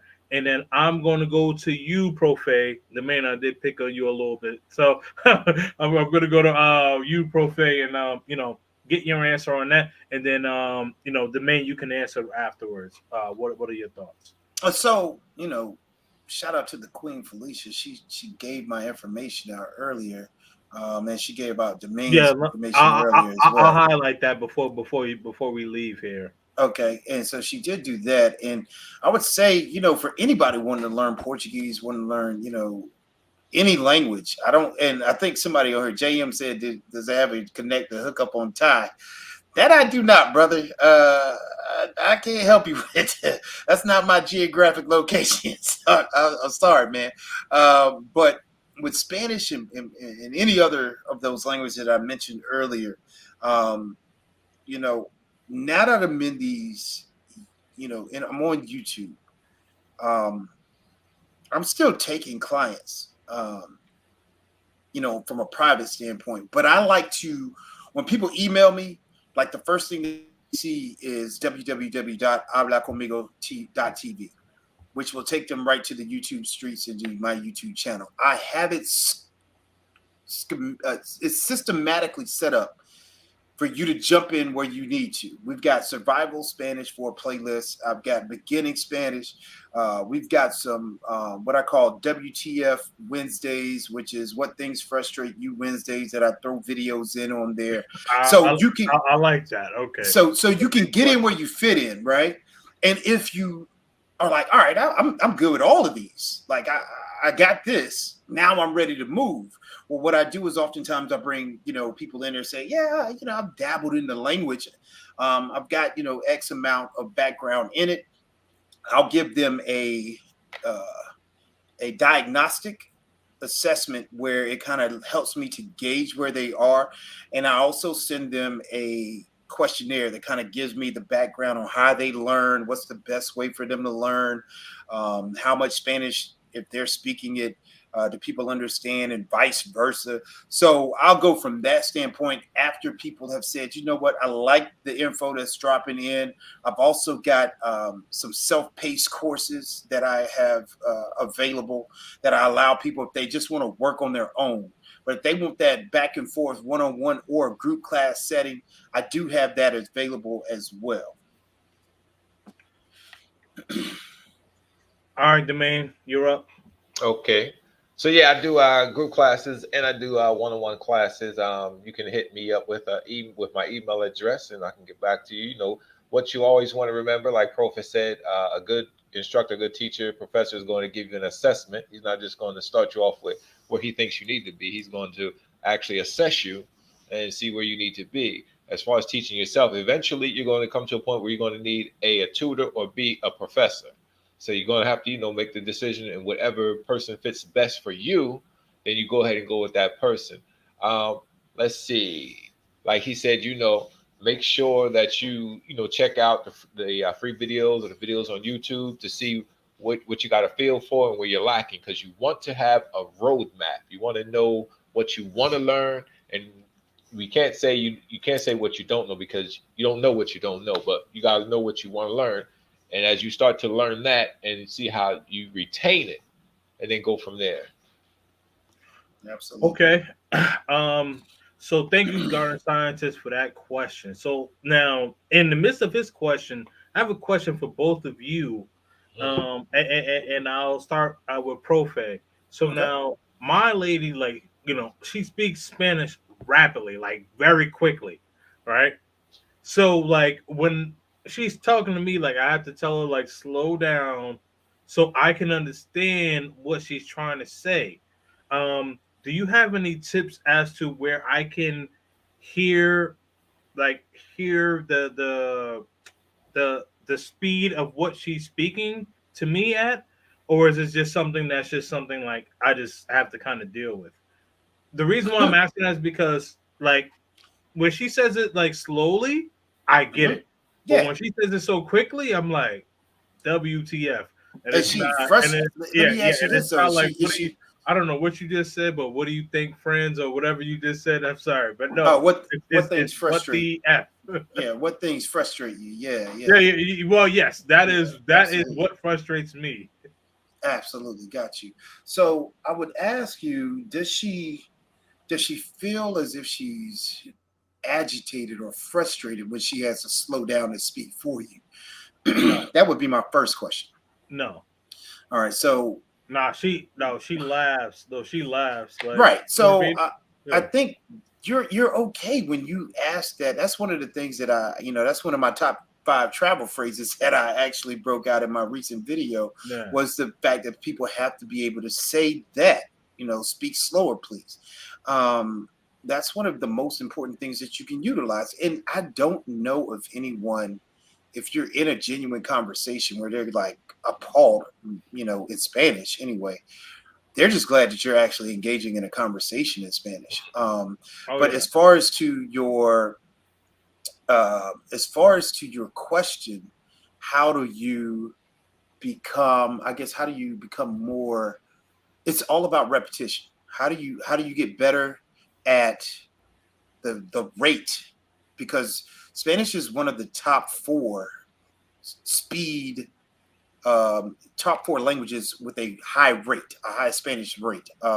As far as a high rate of speaking, the speed at which is spoken. And I think only Like the like rapidness. Japanese. Yeah, I think like Japanese is like the highest or something like that. But what I would do, it's all about immersion. It's all about repetition. You know, it's like shooting free throws, shooting threes. Like if you're not repping it, it's not going to get any better for you. Now I will tell you this: Colombians and a few other, South American countries, they speak a lot better. I'll tell you what happened, how I got really good. I got the worst Spanish spoken to me. It was like throwing the trash cans at you, straight up rotten vegetables, like that type of Spanish. DR Spanish, PR Spanish, Cuban Spanish. You get all that thick accent at you, and then of course maybe like That's what I grew up on, man. yeah. So that right there, once I'm not gonna lie to you, I'm not gonna hold you, fam. When I just left DR in June, and then I went over in a couple of weeks ago. I told you I went over to Cancun. And you know how we were talking about, hey, we can reschedule this, and I was like, I'll be in Mexico, and you asked me, were you gonna have a great, reception or whatever, Wi-Fi reception? And I was like, yeah, of course, bro. When I got over to Mexico, I'm not gonna lie, even Mexican Spanish is rough, but it sounds so clean. It sounds so clean compared to what I was used to going to DR, going to Puerto Rico, or listening to somebody Puerto Rican speak Spanish. Even like Panamanian Spanish, whoo, it's rough, So I for me, an example is engage in conversations with people that have thick, hard accents and speak super fast, and just pick up. The key is not to try to pick up every single word, because what happens for you is you start to get lost in translation. That's where that whole phrase comes from. Lost in translation, because you're trying to translate every single word. Right. And once you do that, you've lost what's going on in the present, because you're trying to keep up with what's going in, what's going through your brain in the past. And so what you have to do is you have to say it. You have to be okay with it, to say, all right, I'm just going to try to get 65 to 75%, anywhere between there. If I can get 65, 60, if I can get 50%, I'll work from 50 on up. And once you're picking up, and I'm not going to hold you. Another situation, what I would do, man, kind of make up with the rest of you, what you hear. I say make it up. It's really called using your context clues. You get about 3 words. You get a conjugation of a verb. Boom. Oh yeah, I heard that. Oh yeah, I heard that. All right, let me try. It's like figuring out the title or the phrase or something on Wheel of Fortune. Just kind of figure it out. And you might be right, you might be wrong. But either way, you got a 50-50 chance of being right, So you got to learn how to gamble when it comes to that listening thing. And the better you get at it, the more but you got to put yourself in that position. You can't say, all right, I want to learn Spanish, and then 7 days go by, you haven't spoken to anybody, or you haven't, listened to a song, or you haven't watched a YouTube video, you haven't watched Netflix, or, you haven't, listened to, Caliente on XM radio. You got to do something to keep it in your ear, right? Keep it in your ear, all right? Keep it in your ear. That would be my answer for that, though. Absolutely. So, I use the cheat code with my lady. So when she just starts speaking all, I just grab her and kiss her. So, but yeah, my man. but but the main well, before I get to you, shout out to Jill, aka MMA Fan 3. Just subbed to both of you guys. Thank you for definitely subbing. Gil been holding me down. Gil been holding me down for a couple weeks here. Shout out to Gil. Yeah, man. All right. Yeah, man. Learn to Travel TV. Panamanian, Yep. All right, salute. Let's see, Felicia. Yeah, so contact okay, so this is for Garden Scientists. Yeah, man. So definitely contact these brothers if you really want to learn Spanish. It's it's a great investment, man. Especially if you want to continue traveling Latin America. A lot of things that's going on right now, especially in Colombia. A lot of a lot of people are getting finessed, getting fleeced. You want to, I'm not saying you got to be 100% fluent, because I'm not 100% fluent, but you want to know how to be able to effectively communicate. At least that much. Effectively communicate and watch out for the nonsense. Mm-hmm. All right. So Jill says, right now I am devoting an hour a day listening to the Spanish TV shows. Excuse me. Um, which helps a lot. But formal training may be in order soon. All right, Demain, I'm going to go to you. Okay, okay. Yeah, definitely you're going to get some formal training at a point in your learning career. And always remember, one thing I want to say is always remember, learning a language is a marathon. It's not a sprint. Don't believe these people running around here telling you they learn to communicate. Well, you can communicate, but they learn to be fluent in 6 months. Don't let nobody fool you into believing all they did was use Duolingo and they learned to be fluent in the language. Bro, they out here just catfishing for views, bro. They out here. That's There's some all dude that talking is. about, yeah, he talking about, yo, I learned Spanish in 7 days, bro. Nah, that's cat. Nah. Bro. No way. No way. It's crazy. It's what's crazy is because people don't realize that how long it takes you to learn your first language, Right. and Yep. then they got these running around here, fairies and magical unicorns. Oh, I learned in 3 months. I learned. No, you didn't. No, you didn't. Stop. Right. Stop the Stop cap. the cap. Stop the cap. Because you give I authentic. need a soundboard, man. I need a soundboard. Stop the cap. Exactly. And as Yeah. far as like you said with your speed, with the speed thing, you say your ladies from Colombia. I would say, and I recommend a good series on YouTube called Esta es mi historia TV. Watch that, watch it over and over again. Play it at a slow pace, learn the vocabulary. Play it at a fast pace, play it at normal pace, and then play it at a fast pace because with YouTube you can change the speed of the video playback. And let's see, I'm gonna look for one of the videos there because why I say that is it's a good thick Colombian accent. And if you pick up on that and you help to train your ears to hear that good thick Colombian accent, the neutral, the slow, the smoother Colombian accent will just be pan comido para ti. Mm. So let's see. Let me try to find that real quick. I'm gonna look for one of those videos. Well, he's looking for that. All right, no worries, also, man.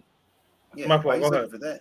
Yeah, while he's looking for that, also, there's extra in español, which is a good one. That's straight out of Spain. It's a few years old, but it's a good one to get your listening down. And they actually start you down on baby steps. You know what I'm saying? Because so somebody that says, "Oh, I can't understand the fast stuff," hey man, you can't get out here expect to be a NASCAR driver when you ain't never rode a bike. You know what I'm saying? Like you gotta take some steps. There's some steps in here. You can't be out here skipping 30 and 40 steps. This just not gonna work. So sometimes they get in where you fit in, man, and learn to be okay with doing things at a slower pace. We Americans, United States citizens, I must say, are all about instant gratification. Man, everybody walking around the United States is not X-Men, bro. It's not going to happen for you like that. Not at Sometimes all. it's going to take some time. All right. It's not going to happen for you like that. He is right. Hey, Bobby Bacteria said what pisses me off is when Spanish people say they learn English watching TV. Oh, hey, hold on. Wait. Let me get to it. Oh man. It's a little bit further down, man. All right. The main. Read this one right here. Tú puedes hablar portugués, ¿verdad? Está hablar los idiomas juntos a veces para hablar el portuño, Portuguese and Spanish. No, eu não falo português. I'm learning Portuguese. I'm learning Portuguese. Man, but did you hear how clean he said that? That was clean, man. Squeaky clean, bro. Squeaky clean. That was clean. Yeah, I'm gonna have to clip that one. Seriously. All I gotta do is just change up the accent or whatever. Send that to my girl. I'm like, yeah, that was me. Yeah. I'm out here practicing. Nah, she'd be like, no, that's cap. I know that wasn't you. All right, learn the Spanish. I'm sorry, learn to travel TV. Dominican, ¿qué fue? Puerto Rican, dímelo, papi. Dímelo. Dímelo. That's one thing about these keyboards, man. You can't put these accent marks on stuff, and so people they read stuff without the accent marks. It messes them up a lot. Yeah, that's absolutely. Absolutely. Definitely make sure that you subscribe to Learn to Travel TV's channel. Los is in the building. Oh, okay. Yeah, that's something you guys said. Okay. Um. Come on, chat room. Get some good questions for us now. You got two good Yeah, questions. yeah. Hold on, hold on. Okay. I know this may be off topic, but I picked up Italian quick in the week plus there. Wait, hold on. Let me run that back. I know this may be off topic, but I picked up Italian quick in the week plus I was there, but Spanish has been a challenge. Really? Which is interesting is that like for me, Italian was more of a challenge than Spanish. Hmm. It would. All right. Shout out to you, Jill. Well, Oh, I want. Gil, pardon me. Let me comment about that. Okay, Is cool. Italian? I would ask him with that statement: is Italian spoken slower? Because if it is, I can see what he means. And the reason I say that is because I hear Italian, I can understand what some Italian people are saying. I can hear Portuguese and understand what some Portuguese says. And for me, as I'm learning Portuguese, I can see that the language, Italian, Portuguese, and Spanish, the structure is the same. So if you pick up Italian quick, it should be easy, just as easy to pick up Spanish. So maybe Italian is spoken slower than Spanish, and that's what he's referring to. I think that's actually if you there's a list out there, and actually that is like one of the things. I think Italian is spoken slow. Uh, Yeah, I mean when I'm just trying to think of like all the movies and TV shows that I've seen where they have spoken Italian. It seems to be it has like they speak it slower than Spanish. mm, Spanish is like especially if you're talking to a woman, whether she's happy or angry. Like my lady, like when she's man, listen, when she's happy to see me, when she first see me, like blah, blah, I'm like, I just grab her a kiss because I don't know what you talking about. I'm just like, I'm gonna just try my luck. That's it. It can go down from there. It works. All right, let's see. Oh, that's right. Los is in the building. Make sure that you subscribe to his channel, Learn Crypto TV. Yes, we will be having a live stream about financials within the next 2 weeks. Definitely, men and ladies, bring your pens and pads. Talking about money and mainly out of the countries outside of DC. I see a lot of Africans in the DMV. I guess learn to travel. That would be more of you to comment on that one. Let's see. Pathfinder, yo, what's up, Kings? Check this out. I use a translator, Pocket Talk, hands-free feature, $250. Mm. Okay. Yeah, man. Salute to you, Pathfinder. Um, Pathfinder, you had a different picture. I think you changed your picture, man. Pocket Talk translates over 87 languages. Yeah, I don't want to use it for Spanish though. Maybe Portuguese, Italian, or whatever. But yeah, like I don't know. I would say my lady likes it when I don't use the translator. She's very. Let me keep it PG. She's very happy when I don't use your translators can't translate your emotions. it. Right. There's an app translator called Viber. Okay. Just became a travel agent. Bobby Barnes, salute to you. Appreciate that. Let's see. Pocket Talk solves all these problems while helping you learn Spanish. For sure. My man Tim Howard, get the likes up. Absolutely. Definitely make sure that you get the likes up. There's no other way to do it. I don't know about that one, man. I mean, I think if we talk to both of these brothers, man, listen. I don't know if you heard what the Majors did. How he read that, like man, he read that like he read that like he was Spanish, like he came from like Man, he have you seen that clip of that dude, man, that was dating a Colombian woman, and he goes to visit the family, and they all sitting in the house, and he breaks out some little machine where he talks into the machine, and it's supposed to like translate what he said, but it's got like this computerized voice, Mhm. and he goes to speak into it, and it doesn't work.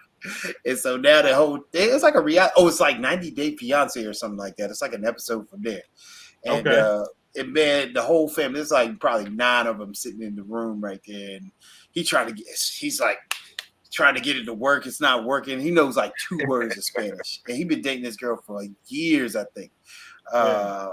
And man, it looked like a struggle. I don't ever want to be in that situation. Ever want to be in a situation like that. No. Nope. Absolutely not, man. We are at the hour 40 mark. I want to close it around the 2 hour mark. Hold on. The main and Omar are dropping gems right now, fellas. Absolutely. Absolutely, man. Let's see. Does any of them teach Thai? If not, do they have the hookup to learning Thai? No, that's not my area of expertise. Ty, sorry. Man, That's probably, brothers is trying to go out to Thailand, man. Shout out to Zoom to Thailand. And yo, and I know for a fact Zoom to Thailand is here. He's probably low riding because he's editing a video, but man, Zoom to Thailand is one of my big bros, man. So man, Yeah, salute to you. absolutely. yeah, Yeah, so yeah. he's He gonna may ping have me on done WhatsApp and be like, yeah, I'm here. But he just because he knows once he come in the chat, everybody's like, yo, Zoom, what up, what up, what up? You know what I mean? Right, Yeah, right. Zoom is here though. All right, cool, Yeah, that man. may be a good question for him. I'm not subbed yet.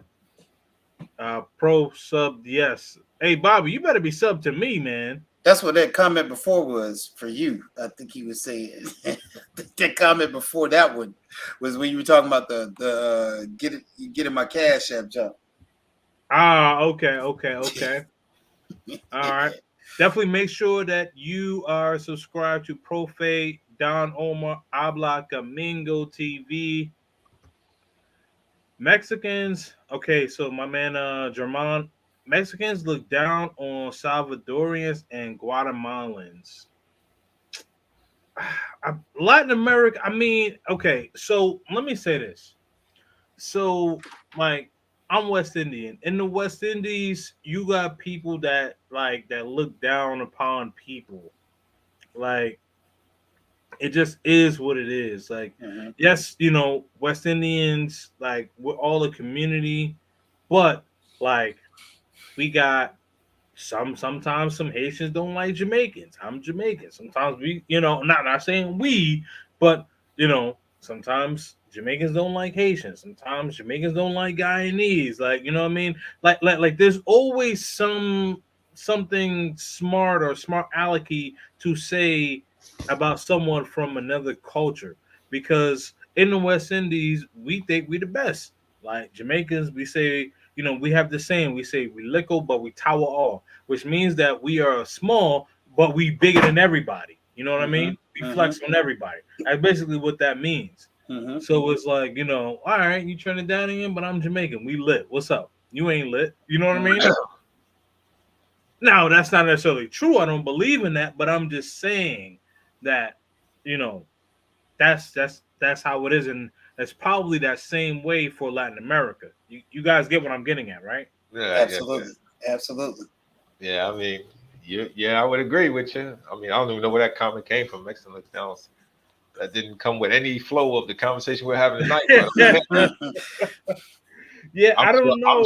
I'm Yeah, sure I there's don't plenty of people know. in the Latin American Spanish speaking world that look down on me and say, "Oh, you can't speak Spanish." But okay, Yeah, man, what does that have man, to do with the price of tea in China? hit the damn like button. Traveling to countries is also a good way to learn the language. Absolutely. I completely agree with that due to the fact that like I go to Colombia 6 to 8 times a year, has forced me to learn the language. You know what I mean? Um, exactly. Immersion helps me a great deal. Okay. Razor Rays, what's up, guys? Salute to you all. Raise. Hey, Razor Razor Rays, man, I'm not gonna hold, Rays. man. Razor Rays hurt my feeling, man. He told me something offline that he wasn't gonna do, and I'm like, come on, Rays, you got to pull up, man. Hey, Rays, change your mind about that one, bro. All right, they all speak too fast. That's a fact. YouTube Spanish videos on 0.75 speed will be your best friend as well. That's good. Yeah, Hey, man. Shout out to strategies, the bro. yeah, shout out to the man talking about slowing down the videos, man. I didn't even think about that aspect. Yeah, slow down Come the on, video. but that's because you from up north. Because down here in the south, we talk about chopped and screwed, baby, and we chopped and screwed music way back. And so, if you've been chopping and screwing music, Paul Wall and Mike Jones, Slim Thug, we had chopped. Hey, man, them chopped and screwed albums. Come on, that's where literally it's the same concept. It's just Paul Wall. you're not doing it with music. You're doing it with a Nope. language. Nah, we ain't chopping and screwing. No. Oh man, that's a good point. Razor Rays in the building. Absolutely. Yeah, make sure that you guys subscribe to Razor Rays channel, man. Salute, salute, salute. All right. See, Jordan is in the building. So all Spanish is not the same. No, it is not all the same. It is not. And I have learned that. And I know the main chime in here. Let me just finish my sentence. But all Spanish is not the same, especially different countries. And also where you are at in said country, the dialect can be different due to the fact that I go to Colombia a lot, right? People, I call myself a Medihead. I go to Cali. They have a different dialect on how they communicate, you know? So, and then I'm going to leave it to you, the man, because I know you wanted to kind of chime in there. Yeah. I would say, well, this is what I would say. I would say, well, what's the point for making that statement? Then I would say, okay, from your name, see Jordan, your first language is English. Then I would want to know what part of the English speaking world do you come from? And I say that to ask you this. For example, I come from the Northeast in Pennsylvania, or I come from the Northeast of the United States. So when I travel to California, when I travel to Canada, when I travel to England, when I travel to Australia, that's English is not the same, but I still can communicate versely and effectively speak with the people. So does it make a difference? Okay. I can go What's to it? Trinidad and I can go to the West Indian island just speaking Barbados and I can understand what they're saying. Not everything, of course, because I don't know all the slang. I don't even know all the slang, the new slang that some of these kids say where I come from nowadays. So Yeah, I'm limited. I get the cap, bro. Cap, and I'm not gonna hold you.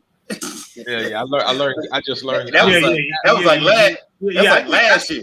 I think you might have got that one from me. I'm not gonna hold you. That's like last year, or the year before last. Like, you know what I'm saying? Yeah, So I'm yeah. like two That's a New years behind. York term, though. That's a New York term. I'm And not gonna hold you. oh man, everybody from New York say it too. Like Yeah, yeah, yeah, everybody yeah. That's a from New the York city term. area, I'm from not the gonna city hold area. you. So, Oh so, man, so, yeah. So anybody that's not from New York, the term "I'm not gonna hold you" means is like I'm not going to BS you. I'm not going to right? play around with you. You know what I mean? Yeah. So that's what that means. And Cap is also from New York. Cap just means like Cap means BS. No Cap means no BS. Yeah, Back in the day, 37. So you guys will probably remember this. But remember when people used to say like true story?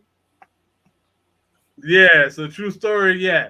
True story is kind of like the replacement of no cap. Okay. Yeah. Man, hey, just to piggyback on that, it all comes full circle based on what the main said. Mm-hmm. No, all Spanish is not the same. English is not the same. But if you learn correct Spanish, or you learn correct English, or you learn proper English or proper Spanish, you can function anywhere and everybody's going to know what you're talking about. Because a lot of these countries, you might say, oh, they don't speak the same Spanish. No, everybody's got regional terms that they use. In a lot of Central American countries, and including Mexico, they use a lot of words that sometimes are indigenous to that particular area. And so then there's words, it's the same thing. Dialectic Spanish is not going, but if you hit them with the Spain's Spanish, right? Castellano, you hit them with that, you are in a good situation for pretty much everybody to understand you that speaks Spanish. And so that's when we were talking earlier, like, dabbling in the slang is good, but being able to speak eloquently in Spanish is also a good thing as well. But it's all about, the individual when it comes to that. So I would definitely say, don't worry about, because that's just an added stress for a lot of people. Like, yo, what do you mean? All the Spanish ain't the same. Man, all English ain't the same, bro. It's all right. It's okay. Don't fight that battle. Let's just get back to, you gotta, that's when you said earlier to me, you were saying like, you gotta have a goal in mind, right? You gotta have a goal in mind. So don't let something, you gotta have those blinders on when it comes to that. You know what I mean? And say, yo, my goal is to speak Spanish. Don't worry about that slang stuff. That's a side cart. You can pick that up later. Have that goal, see that finish line, and focus on what it is. And when you were saying to me, you go to the islands, you understand what they're talking about. Man, when they hit you with that patois, but that ain't English though, son. That's not just English. No. So it's okay. It's okay not to know it. Like, yeah, man, a big month thing, man. I say, man, I really buy that. You talking about saltfish? Everything is saltfish for me in the South, because it all come out the salt water in the ocean. So, you want to be specific? What kind of saltfish you talking about? Flatwater. I know what that is. Saltfish at that is. You see it. I mean, yeah, absolutely. Yeah, man. That's an excellent point, man. Thank you both for that, because as you both mentioned, like, all Spanish is not Spanish, but the main thing is at least understanding and learning the language, because it's for people like when they come to the United States and maybe English is not their first language. Like, you don't need to be learning, oh, that's what's up, or word is lit. Like, no, like, understand, like, yes, please, thank you, how are you doing? How's things going? Because you don't want to say hello, good afternoon, it's lit. You like, what? This is awkward. You know what I mean? Like, you know what I mean? So you wanna have a place for everything. Jill says, LOL. What pisses me off is when Spanish people say they you read that already. Yeah. When they learn English watching TV. Oh man, let's talk about it though. Let's talk about that real quick. Let's talk about that. Go ahead, Demae. Go ahead, jump in on it. I got a funny story. Okay, this is what we doing. All right. I'm gonna be brief. I'm gonna say this. When they say they learn English while watching TV, I would ask them, okay, and how else did you learn? Because it ain't the only way you learn. It's not the only way. No. Yeah. Bro, there's two situations. First off, when I was I was studying in Panama. You gotta be laughing already. I'm just waiting for the it's not that. It's not okay. It's not that funny, but it does. Okay. It was the first time I'd ever heard that. Yeah, somebody's tell me that. And if cap was a word back then in 2008, I would have used it at this point. Right. I'm so out. It was BS though, but it was BS. Straight BS. This dude had money, bro. He had money, so I knew he went to private school, and he went to Don Bosco in Panama City. Yep. Like, don't play me, bro. They got good teachers at Don Bosco in Panama City. Right. You had English. You went to and I think at that point it was a British school or something, like an international British school or something. And he's like, "Yo, I learned it watching TV." Man, they ain't got that many TV channels in 2008 that they were showing on TV in in Panama, bro. And like you Right. gotta have money to have satellite. They ain't get you can't adjust your antenna in Panama to pick up. You can't pick up no waves in Miami. Come on, son. So when somebody tell you that, there's two scenarios. Yeah, they watch TV. I mean, you gonna get Tom and Jerry, you gonna get Smurfs. You know what I'm saying? You can pick up some English from there. Same thing with Spanish. But the other thing is either they got jobs where people speak English and they're around it all the time. They neglect to tell you because oftentimes I've found out that they will tell you that they learned it trying to get a leg up on an American, a U.S. citizen. Like, yo, all I had to do was watch TV. Like, why you couldn't do it? Like, because they know where we sit as a nation, and they know where their country sits as a nation, and so they try to tit for tat. They won't tell you this, but psychologically, a lot of them will play that card and try to hit you on the slide, like talking out the side of their neck, like, yeah, I just watched TV, bro. No, you didn't. Stop the cap. Yeah, you didn't just watch TV. Okay, so sorry, go ahead. No. You good. That's it. No, what I was gonna ask you is that basically, and I see you shaking your head, Domain. So, I'll ask you both this question.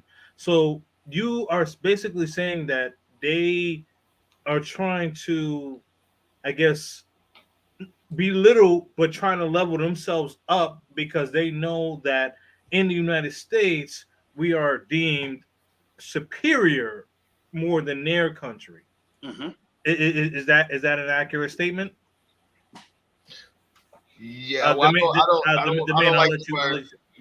don't like the word superior, supremacy. I don't. But this is why I put the air quotes on it. Like Prof has said, they're trying to, one up you. They're trying to one up you, maybe, belittle you, make you seem like, oh, yeah, they may have an edge or a bone to pick with someone or people from the States. Yeah.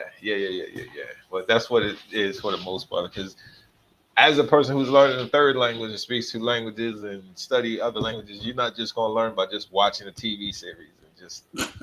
It helps. I ain't gonna say it helps. Yeah, it does. But ain't nobody teach you how to put those sentences together watching no TV set unless you just memorizing movies and their quotes for the movies.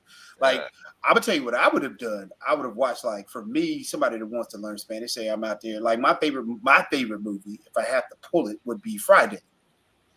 And so to help with my comprehension of the language, I would watch Friday, forwards, backwards. But I know it without, I know the script without having to actually, I could put it on mute and know every line.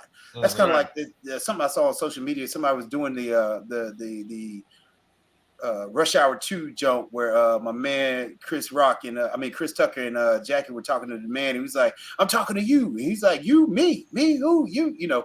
So they did the little challenge or whatever it was, reenactment. Yeah. And so that's my thing. Like, if you want to get good at something, pick something you're really, really good at.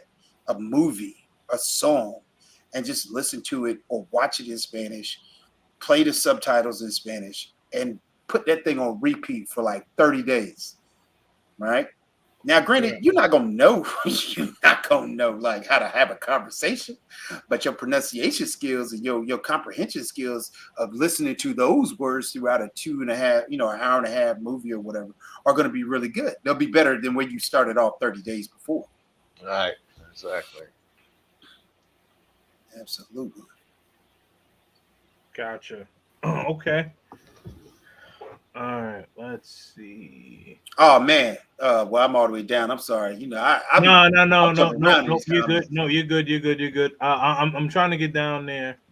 But Douglas Anderson. Hold on. He said Italians sound like they're speaking musical half notes at the end of their sentence. Shout out to Charles Jones. No comment for that. Okay. All right. Nah, man, I don't deal with Italian. Okay. They speak a lot of Italian in Spike Lee's Miracle at St. Anna. There's another Spike Lee movie that he did where where they were in Italy and they were fighting. It was black guys fighting in World War II. I forgot the name of that movie. Talk about the Tuskegee Airmen. That No, the movie with the Tuskegee No, no, Airmen. no, I know which one Well, you're the talking other one is Miracle St. Antoinette. no, That's it's a long movie. The movie didn't do that good, but like it's a long movie. But yeah, like this dude ended up getting with this Italian Yeah, lady. No, yeah. not Tuskegee Airmen, no, bro. I know you're talking about. I know you're talking about Red Tails. Red Tails. Yes, That's the that's Tuskegee it. Airmen, though. That's what it was. It was the Oh, Tuskegee Airmen. Yeah, okay. yeah. I thought that you were talking about Red the Tails was the movie. name of it though, because it had old boy that played in Freedom Riders. What was that old buddy Yes, name? yes. The guy Okay, caught yeah, up in we talking about the some same drama. guy. Yeah. Red Tails. Yeah, that was the guy. Yep. That's it right there. Okay. Yeah. Have either one of you guys had a situation where someone was talking foul about you in Spanish and didn't know that you understood their every word? So let me start off. I'm gonna say yes for me. I'm gonna say yes for me. Like it was a situation that happened. There was a situation that happened where like uh this guy didn't like the shoes that I was wearing. And when he started to talk about my shoes, and I was like, and so like as he's talking about my shoes, like I lift like my foot up, like pointing my foot at him or whatever. And I guess like he kind of figured that like I knew what he was talking about, so he kind of changed the subject, and I was like, yeah, mm, all right, not trying to swear, but I was like, yeah, son, like yeah. All right, now what about both of you gentlemen? No, I I got to can't. get down to the bottom of these comments, man. No, I can't. I can't say I have because, like in Colombia, they don't know who speaks Spanish or not until they hear you speak. And then That's in the true. Dominican That's Republic, true. Yeah, if you this don't, happened in the States, so yeah, if you in the Dominican Republic, if you don't obviously look like you're not from there, they can't really know if you understand or not until they hear you speak. yeah, So they're going to be precautious about. So no, I that's haven't true. had that experience, but That's I've been true. hoping to have it, but it just didn't happen. So Facts. I'm ready. Facts. I'm ready to lay into them. One thing we all learned are the bad words and how to curse somebody out in the language. First thing we learned. Right. Yeah. What about you, Profesh? I've never had the opportunity. As much as I would invite it, He's like, I've I'm with never. all this. I mean, I want all the smoke. You know what I mean? I've been waiting for this day impatiently. You were waiting, but I think because I wait on it, that's why it's not showing up. But I've never had that opportunity. I've had people, be like, "Hey, man, how do I say what you say?" They'll call me on that. I'm like, that's gonna be $3.99. No, I wouldn't do that, but but no, I've never had that opportunity for it to happen, and I'll tell you why. So if you're in a foreign country, like Jermaine was saying, but I never engage in conversation in English when I'm unless I'm with people that are around me, but I make it a point because I don't want people to think, yo, we can take them, we can get them, they suckers. But all it takes is just one person in your group to know Spanish and they trickle onto another group. And so having somebody in your squad that actually knows the language from one of these prospective countries oftentimes can keep you out of danger or perceived danger. Point. So I like to make sure, I don't like, I ain't gonna say loud, but I do like to let it be known that I speak, Spanish, and I speak it well enough to drop some S's, like my man Charles said, drop some S's off the end of words that sound like a native, and put some L's where some R's are supposed to be, and vice versa. So when you do that, man, they're like, wait a minute now, is this guy, is he from the States? And then, it's all about, you're not ever really going to blend. You're never really going to blend in because you don't look like they do, right? Even though we look like them, we don't look like them. And so as much as great as you can speak it, you didn't go through their struggle. You know what I mean? When it comes to Right. the language. So you can speak it, but when they hear it, it's like, oh, he might be an educated, Dominican from the States. And then, drop down here, or educated Panamanian from the States and came back to the island. So they never really know what the scenario may be. So always make it if you have somebody in your crew that speaks Spanish, always make it hey man, can you order us, a round of beers, or can you order, and have that person talk to somebody near them just to kind of put people on notice. Like, somebody over here speaks Spanish, so don't come at me. And that might be why I can't. That's why Garden Scientist, I think I finally found an answer there. It's probably why I've never had that situation. That's an excellent point, though. That's an excellent point because you are inadvertently putting, whether you want to or not, but you're inadvertently putting people on notice. Like, you can't say, "Oh, you can't talk ish about me or my crew," or you can't try to run up on us and try to do something sneaky because I speak the language, and if you're trying to do something sneaky, we're going to be prepared for it. That's Right. an excellent point. And and this is why, like, for me, like, I try to, like, no, not even try. I use Spanish as much as I can when I'm in Medellin. So maybe that's probably one of the reasons why I like them. As Razor would say, the motor conchos, they don't mess with me because, like, I'm speaking Spanish. So, like, and I'm outside, like, speaking Spanish. So, like, if they gonna pull up on me, you better use that thing. Because Translator ain't gonna get you out of that situation. I got something to translate. Trying to I'm type. gonna leave it there though. But we gonna keep it PG. I got something to translate that.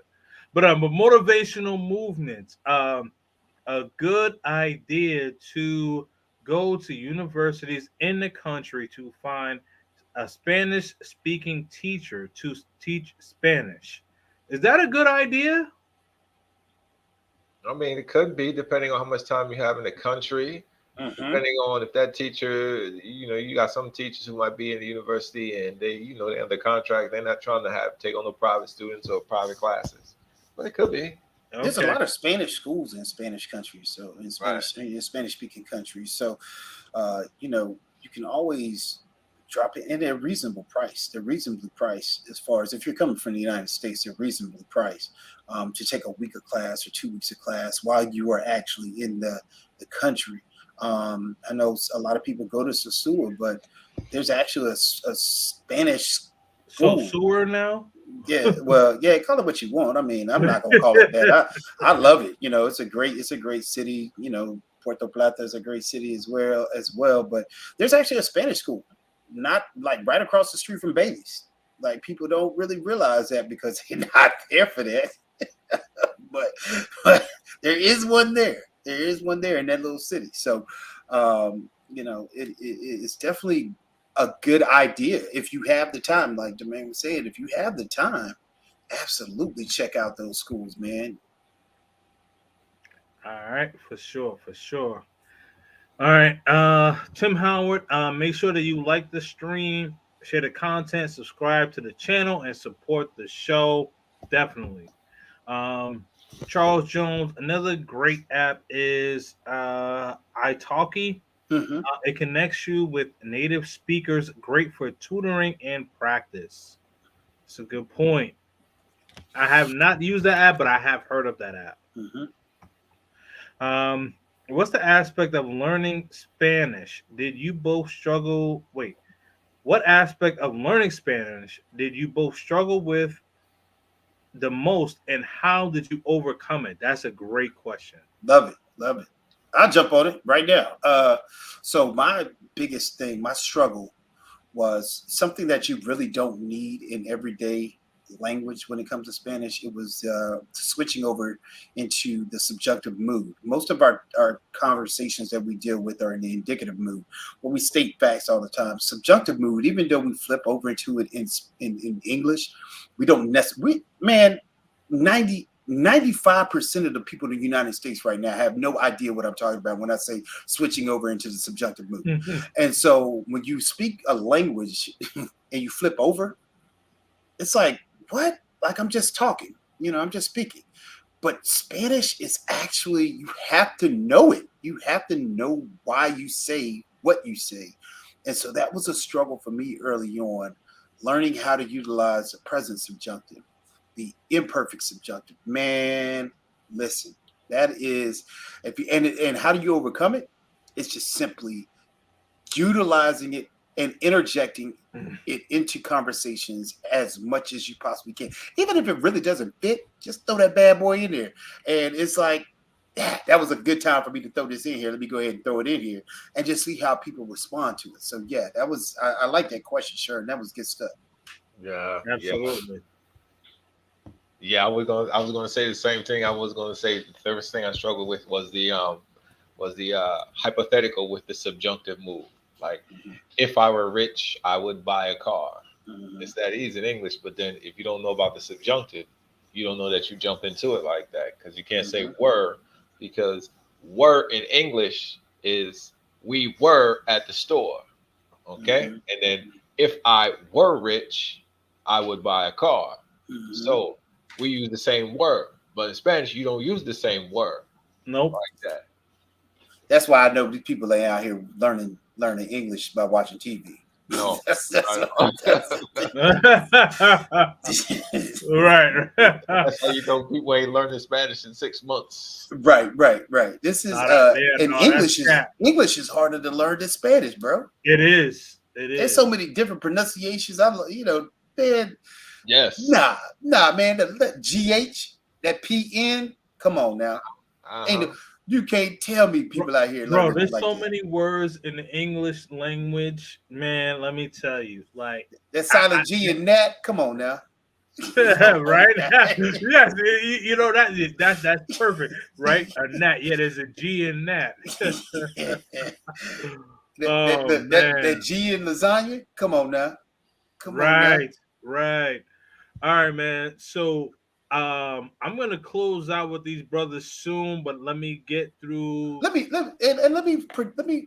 perhaps hit you with this idea, because you got a lot of comments, bro, and you on your Andre right now in these comments, right? So this is what I suggest. I'm trying to get there. I got a suggestion. I'm not gonna rush you. I think you should always, always think about, if you want us to come back, we'll definitely, come back, man. And you might want to keep your keep your the comments in the StreamYard. You might want to, keep that open. And there's some way I believe you can get a transcript of it and print it out if you wanted to, or put it in a Google Doc.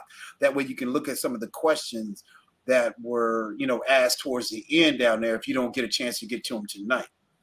No, I plan on getting through everything, but that is a great point, though.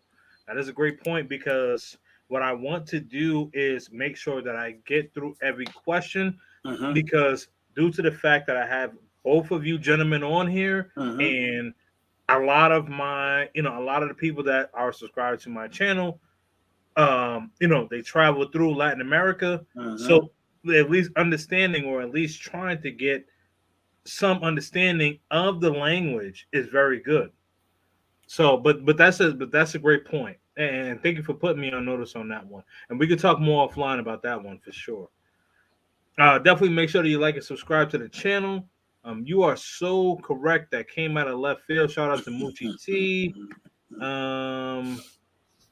We lickle, but we towel. Man, a big man thing, man. I say, man, big up yourself, man, Sharon. Respect, brother. Sorry, that's a Jamaican thing right there. Who teaches the best? Me.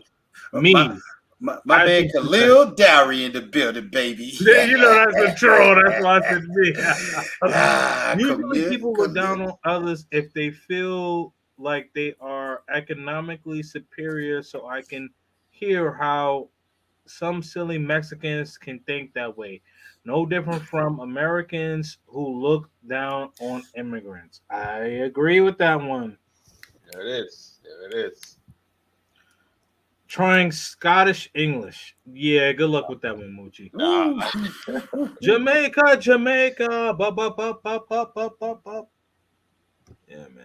Let's see. Nah, no smoking language, man. Them New York slang definitions got me to sub. I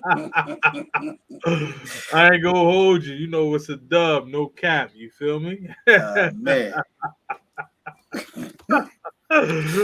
Oh, I say it just so easily. How conversational can you be in Spanish in a 6 to 12 month period? Well, so let me kind of take this one because I know you guys are completely fluent.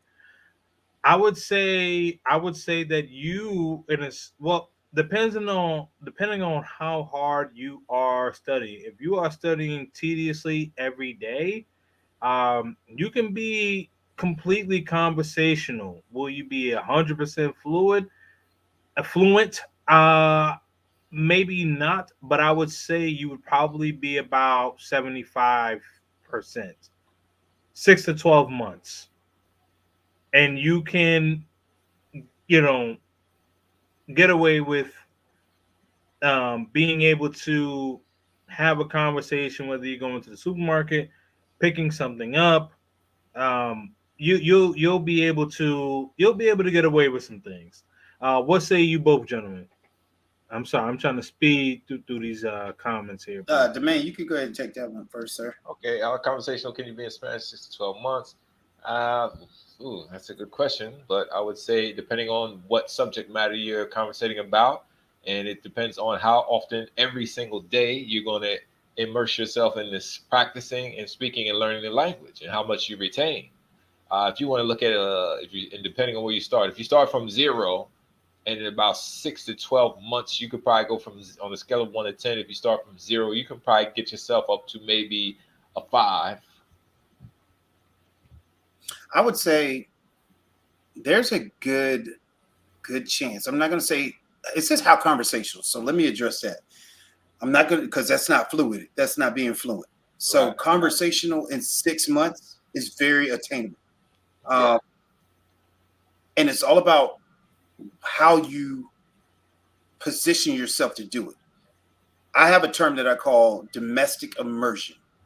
All right. And domestic immersion simply means if you live in the United States and you don't have the access to getting overseas right now for a long period of time because you don't have a remote job, domestically immerse yourself. That could look different in a lot of ways. Domestic immersion could be, yo, there's this Puerto Rican chick that works a drive-through at Wendy's. You might have to go to Wendy's 1 or 2 times a week to practice that Spanish, right? The Taco Tuesdays at the Mexican restaurant around the corner. You might have to be there every Tuesday. Mm-hmm. You might live in a city where there's people in your building or on your street that speak Spanish. You might have to walk by their house or walk down the stairs and you see them. Hey, I know y'all don't speak to each other up north, but down south, we speak to everybody. And so you can just literally jump into a conversation. But if it's an older person, I mean, older people will speak sometimes, I guess, up north. I don't know how y'all work. No, they do. Okay. So, from best place. I'm gonna tell you right now, for me, where I got hip to Dominican slang or Dominican Spanish, there was a janitor, a young lady that worked at my school.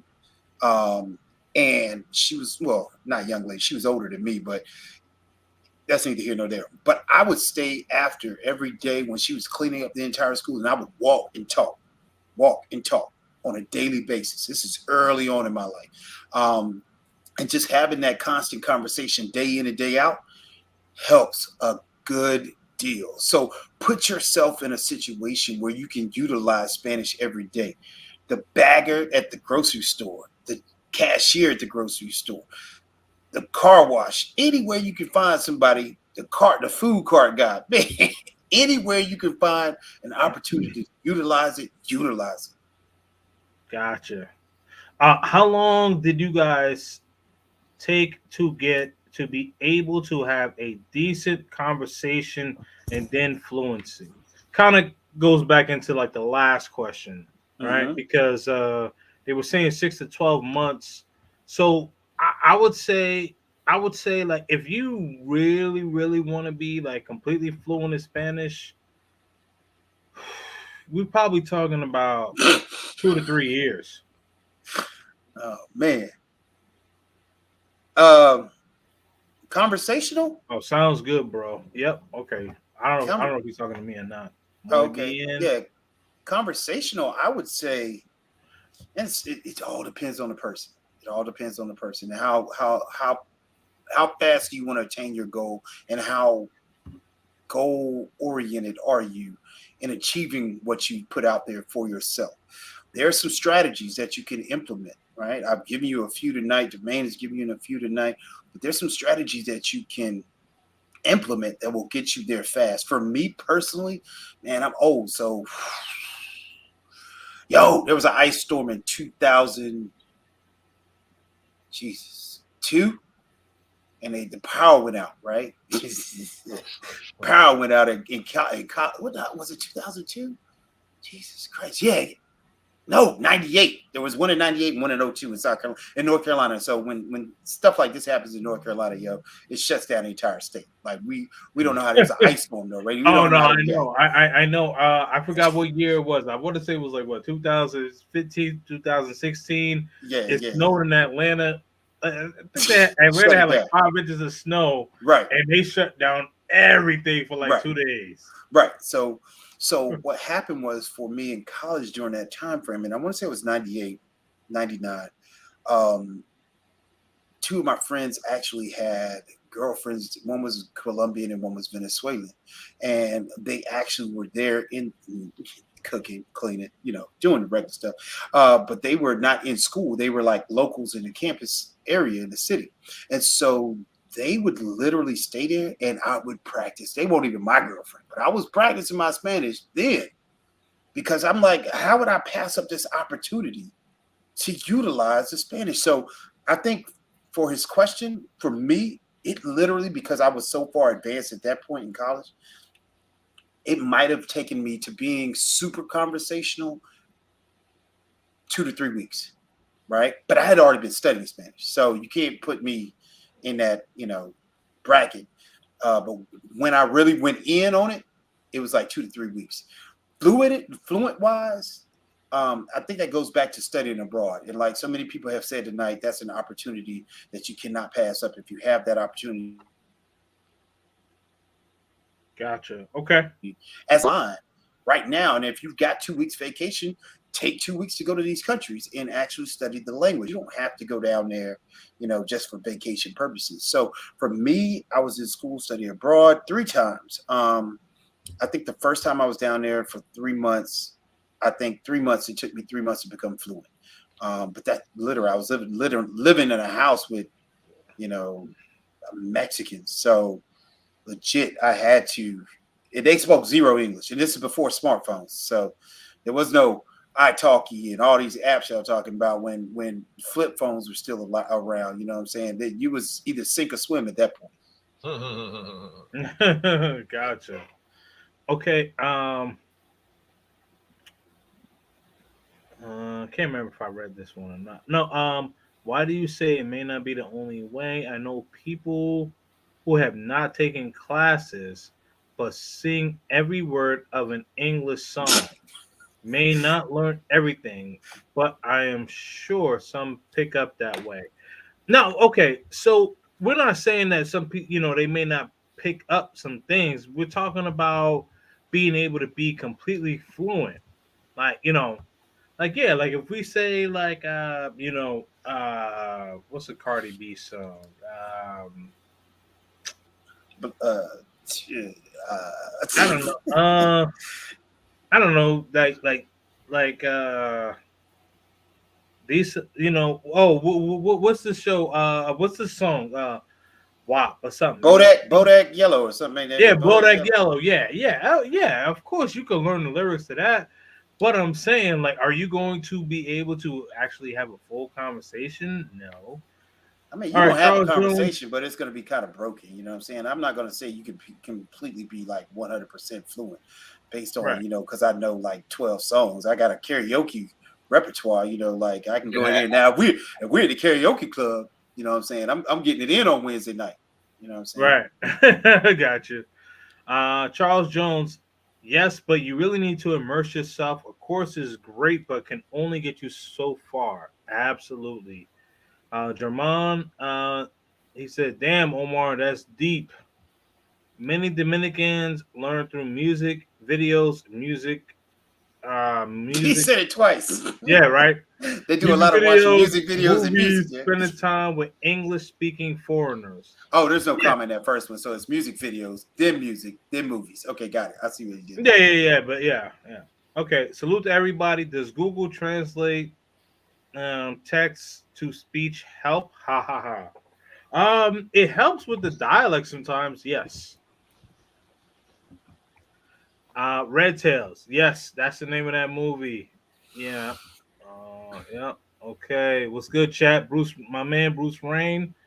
Hollering at your boy. Let's go. Let's go. Shout out to my brother showing up tonight. I appreciate it. Holy smokes. Yeah, I am way behind. Man, but this is good. Word, I'm half asleep, my damn self. Charles Jones getting ready for that night shift. Definitely make sure you hit the Cash App, Kings and Dreams, that $ KING, KING, ZN Dreams with a Z. Show your boy some love. Definitely make sure that you support. All right, man. Man, I told my brothers I was gonna have them on here for like an hour, man. These dudes is rocking out, man. Salute to both of them. Oh man, I think in terms, I came for the Khalil comments personally, though. yeah. Yo, I love that dude, yo. Like, love that dude, bro. That was a lot of effery. Oh man, if they had YouTube awards, bro. That dude needs one, bro. We gonna keep it moving, but I think in terms of spelling words, it appears that Spanish is more difficult. Dominicans cannot spell for ish. Man, I'm gonna jump in on that one, Douglas Anderson. While you scrolling through the comments, Doug Anderson, you are absolutely correct. But you also got to remember that not necessarily all Dominicans go to school from kindergarten through 12th grade. And they don't have the greatest education system when it comes to public schooling. So a lot of those that actually are there, that actually get great schooling, actually go to private schools, or like American schools, or British schools, or international schools.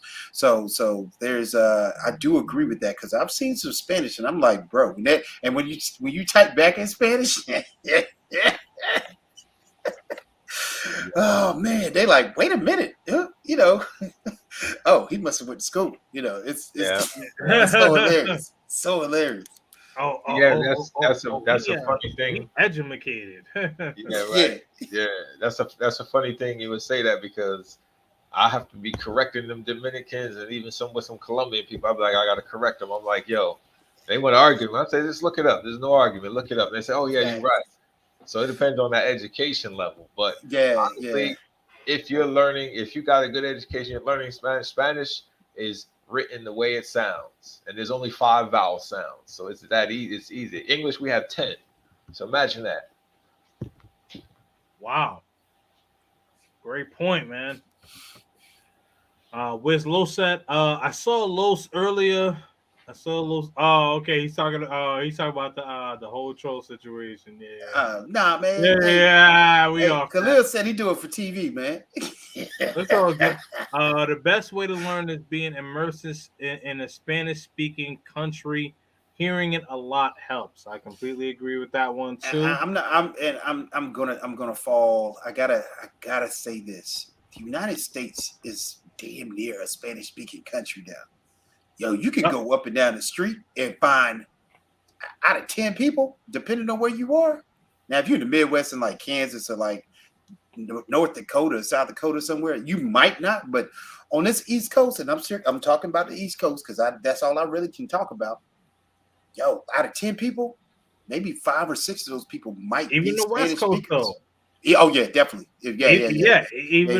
And those southwestern states as well. Yes, absolutely. No, but even in the north. I mean, you know what I Yeah. mean. Shout out to Big Boss. I know Big Boss is in Oakland, the Bay Area, Mm-hmm. but you know there's a lot of Mexicans up there too, bro. Mm-hmm. A lot of Mm-hmm. Mexicans up there, you know. Mm-hmm. But yes, no, I completely agree with that. And I only Uh, say that. I only say that to say that, if you can't, if it's not financially in your means to get to a foreign country or a Spanish speaking country, utilize your resources where you are located at this point, Mhm. and you can still get there. You don't have to right, go over. You just got to go to the east side of town or Right. wherever it is. But right, I'm gonna say this: if you think that you're gonna just be able to immerse yourself in a Spanish speaking country or a Spanish speaking country, and it's gonna be that easy for you to learn Spanish, it doesn't work like that. And the reason why I say that is if you go there with the intentions to learn and come with a plan and discipline on how you're going to set your schedule up like a regular class that you're going to learn, then you will learn. I know people who are good friends of mine. They've been living in Colombia longer than me, and they still didn't improve their Spanish. They still asking me to translate. They still didn't learn anything. And just like in the States, you got plenty of people who've been living there for 10 years or more, and they can't speak English. Mm-hmm. gotcha. Hey, listen, guys. I do have to end this stream, but um, I want you, uh, my man, the main. Let the people know where they can find you. Okay, excellent, excellent. You can hit me up, email me, or you can, send me a message on my channel in the chats. I love that. Appreciate it. Let's learn Spanish TV. Or email me at elandaluslearning@gmail.com. If you can't remember that, like I said, send me a message me on my channel. Let's Learn Spanish TV. Salute, salute, man. And I can't wait to have both of you brothers back, man. And I can't wait to be back. Absolutely, yeah, bro. man. Enjoyed it thoroughly. Yeah, this was great, man. All right, Profe, let the people know where to find you. Hey, man, first and foremost, check me out. You can go to any browser, any web browser, hablaconmigo.tv. Type that in. You can definitely pick me up there. That's really going to bring you back to the YouTube streets, but you can also hit me at Omar at CarolinaLanguageSolutions.com, or you can hit me at Carolina Language. You could just type in Carolina Language Solutions in the browser. It'll get to me. There is a form that you can fill out there. Also hit me in the comments. I love talking back with the people that drop comments in there.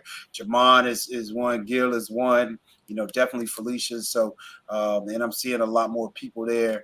If you are serious about this Spanish thing and you want to jump in on something, I'm running a 30 for 30 challenge coming up on July 20 to 26 here. We're doing a 30 for 30 challenge. That's 30 classes in 30 days. And we're gonna, I'm gonna roll those out for you to get you right, to get you get that starting box up under your belt there, so that you can jump out here and actually utilize a language where you live or in one of these Spanish speaking countries. So I look forward to you pulling up. Hablaconmigo.tv, baby.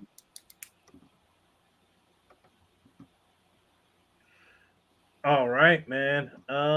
So I'll close this out. Whenever you are traveling abroad, especially a lot of people who are subscribed to my channel, who watch my channel, travel to Latin America, learning the language, at least understanding the language. Definitely make sure that you follow these two brothers is very important. You can get business deals. You can get all types of deals, but you want to make sure that you also are protecting yourself. You know what I mean? Salute to the panel. Salute to Let's Learn Spanish TV. Salute to Profe, Don Omar. Subscribe to both of these brothers. These brothers speak fluent Spanish. Salute to the chat. Salute to my moderators, Felicia Jordan, Garnet Scientist, my man Tim Howard, Zuna Thailand. I see you in the building. I knew you was in the building, bro. See what I'm saying? It's all good, man. But salute, stay purposeful, and I am out of here. Salute, man.